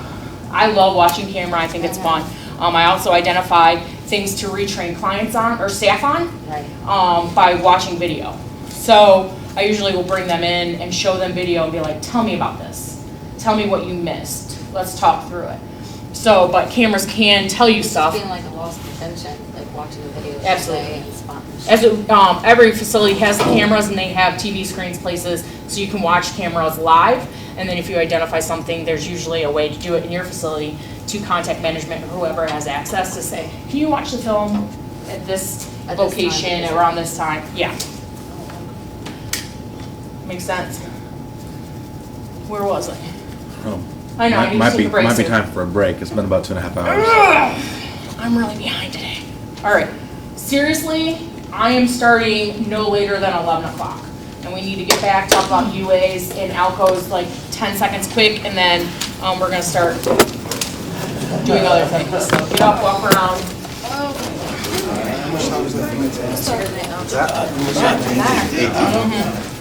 I brought 4 tapes up, thinking we'd give them 2, but we could use 3 and go grab it. Did you want us to contact you now about our bag? How about a little later in the day? Just wanted to make sure. I didn't want to be downstairs and tapped out. Hoping that they can fix it, but. She chewed on it.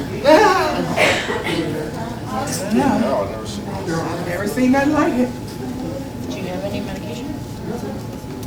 Say I have some in my car. Okay, thank you. Have you been drinking water?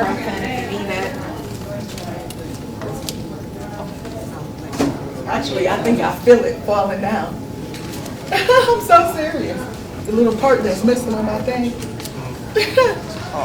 It's falling down.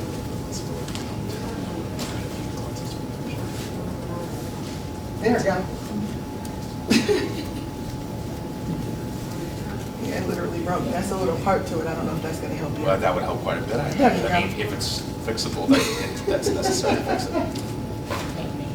It's up to you. I won't say nothing. I just feel like you know, I always feel like, I'm sure everybody does, and they don't get to say everything they want to say, but. I know you guys are talking, I'm sorry to interrupt. That's right. I had to wind down, but my dad was in one of your facilities about a year ago. Okay. And I don't know how that relates to me. Make sure that you write his name down and you send an email, especially from your Alvis account, to Lisa, Wandell, and Jeremy. Okay. And that way it's on paper that you're identifying that. Right. And that way, because officially you can't be in contact, like when you start working and Jake Smith works here or lives here and you didn't know him for 3 years after he turns from the facility, or if he's still on parole when he leaves, 3 years after he gets off parole, you can have no social interaction and contact. But obviously, we can't tell you to not have social interaction with your dad. Okay. But that way, it's on paper that that exists, but also you're saying that you're also not going to talk with him. You're acknowledging that no information is gonna pass. Right. Yeah. What I'm thinking right now. You're gonna identify, are they a Fed or are they a state client? Okay, that's one of the first things you decide, because, this one's, I didn't like this one. It was really short. I found laundry detergent in her room. I have to look at another one in my room. Yeah, she's been in our facility for a minute. Keep it quiet. So if you go over that 100 point, do you Yes. still stay in there? It depends, you're contacting the, no, I didn't write that one. You're contacting the, PO and all that kind of stuff, case managers go through all that kind of stuff. So I also wrote him up yesterday. So, violation of house rules. So he is a CTF client in Toledo, that's a state, they're a county pro. So I'm going to look at things like he is a state violation. You're going to have handbooks and things in coverage that will give very specific identifications of what a violation is and the number and how you're going to enter it. Because when we drop this down, I'll show you, it only shows you a couple words of the violation, and a lot of them say unauthorized possession of. So you're not necessarily going to know from looking at that description what violation you're going to give them. So for very specific information, you want to look into the handbook. So he had a violation of house rules. So I know that that's an Ohio Link 59 or TC. Those are what state numbers. If you look and you drop down, it has all kinds of things. Now, if you go all the way down, you're going to see these hundreds and into the 200s, 300s. Those are federal violations. So you only do those when you have a federal client. So I know that he violated house rules. So it's a TC 59. So you're going to choose things like minor program violation or major program violation. Looking in the book, I know it's a minor program violation, and that's kind of how it's going to be judged. No CRS or anything is going to put anyone on restriction unless management informs you. Then you're going to identify, oh, I'm messing all this stuff up. So look at our book at like our sites, it'll be handed to Yeah, us. So they're in coverage, yeah. You can also look it up on the Z Drive, and you can print yourself out a copy if you want. So if whoever found this, so my staff, Odie, found it, so he's gonna find his name, and then whoever's typing it out, they're gonna do that. Place of incident, Ohio Link. Like if it's something very specific, you might put OLT cafeteria or something like that. Date of incident, time of incident, you're gonna do military time, so 2300 is 11 o'clock at night, 1100 is 11 o'clock in the morning. And then you don't have to do it military time? In this, absolutely. And then you're going to, so he says at 2:45, that makes me mad because it doesn't have an AM PM. On 9:13, client bonds. I don't like the way he wrote it, so I thought I was opening mine, it's not. You would put CTF, his full name, Calvin Spearman, but he did put his code after it. I always... Actually, that's got like 3 different people down yeah, there. He it's put, wrong. like, I would... 3 different people. I don't even do, I don't even retype numbers because I know I can make a mistake. I just highlight it, copy it. Yeah, because numbers you can mess up. Yeah, but That's not his number. Yeah, he's Spearman. That's right, but that's what I'm number. saying, like, so he probably copied this and put it on the other person's. Yeah. I'm not gonna save this. So that's how I do it, and then it says Spearman, so I would again identify what Spearman's status is he TC, is he a pretrial, is he a CTF, you're gonna identify that, and then here's another name and their thing, and we're horse playing in the hall and bathrooms of OLT, CRS, OM Smith, so you're identifying who conducted whatever happened, you're identifying what your title is, are you a CRS, are you a COG, are you whatever, and then ask Mr. Bonds, so you're going to give them, you can now, because you identified their number once, but make sure you're using names, especially if there's multiple names, so you can differentiate who did whatever multiple times to stop, but the foolishness continued. Finally, at 2:45, again, there's not an appropriate thing. Sierra Smith told all 3 clients that they would be receiving violations. So he identified that he let them know this wasn't okay, and then it continued, so he was going to write the violation. What you also want to put in things is you want to say violation written, and you want to say management will follow up, so you want to identify what's going to happen next, because you are then going to produce the violation in writing to the client, who will sign or refuse to sign it. It's just like a speeding ticket. Even if you sign it, it doesn't mean you're admitting guilt. It just means that I produced it to you and you had the opportunity to read it and argue any points that you felt uncomfortable were not appropriate. And then also on there, it is telling you what's going to happen. Management will follow up. So that way, if you have a question of what's going to happen with it after I've produced this to you, it's already on the violation. So that way, you have covered all your bases. Who, what, where, when, why, how, what's going to happen after that. You're doing specifics for the person, you're doing specifics for their status, you're doing specifics for the times, you're doing specifics for everything. You might identify when you find an illicit substance, but you want to know if when you found that herbal thing, is it pot or what? Be like, okay, in Toledo, we have test kits that we can do things in. And we do it on camera, management does it. And so it might say, found an herbal substance, unknown identity at this time, management to conduct a field test to see if it can possibly be identified.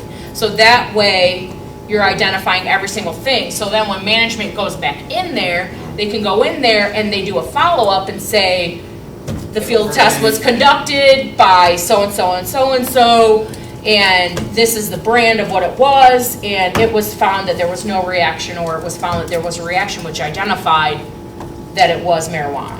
Does that make sense? Again, be very careful about spelling and wording. Again, my individual, actually Odie, is who I used to work with all the time on third shift. He is not great with writing, so after he would write a violation, he would be like, Beth, can you read it, please? Yeah. So that way, and that's cool. Don't know what your At least you weaknesses didn't are. say it. Identify what you're not great at. There's nothing wrong with that. Now, am I going to write every violation for him? Absolutely friggin' not. But he can write it and I'll help him with it. Does that make sense? Yeah, that's Right. fine. And then if there's 2 staff in there, make sure that you're identifying what everybody's titles are and that everybody was participating in it, even if somebody was present for it. So if I'm with you, and that way if they have questions, they can come talk to you. All right. 5 minutes long, but that's not bad. Great, yeah, fantastic. Hey, how about Beth, guys? Thank you. And thank you for identifying that they are not pajama pants. But have a great day. You guys are going to be doing a couple more things. If you have questions, again, let me know. And people from Toledo, you now cannot mess up because I know what you're talking about.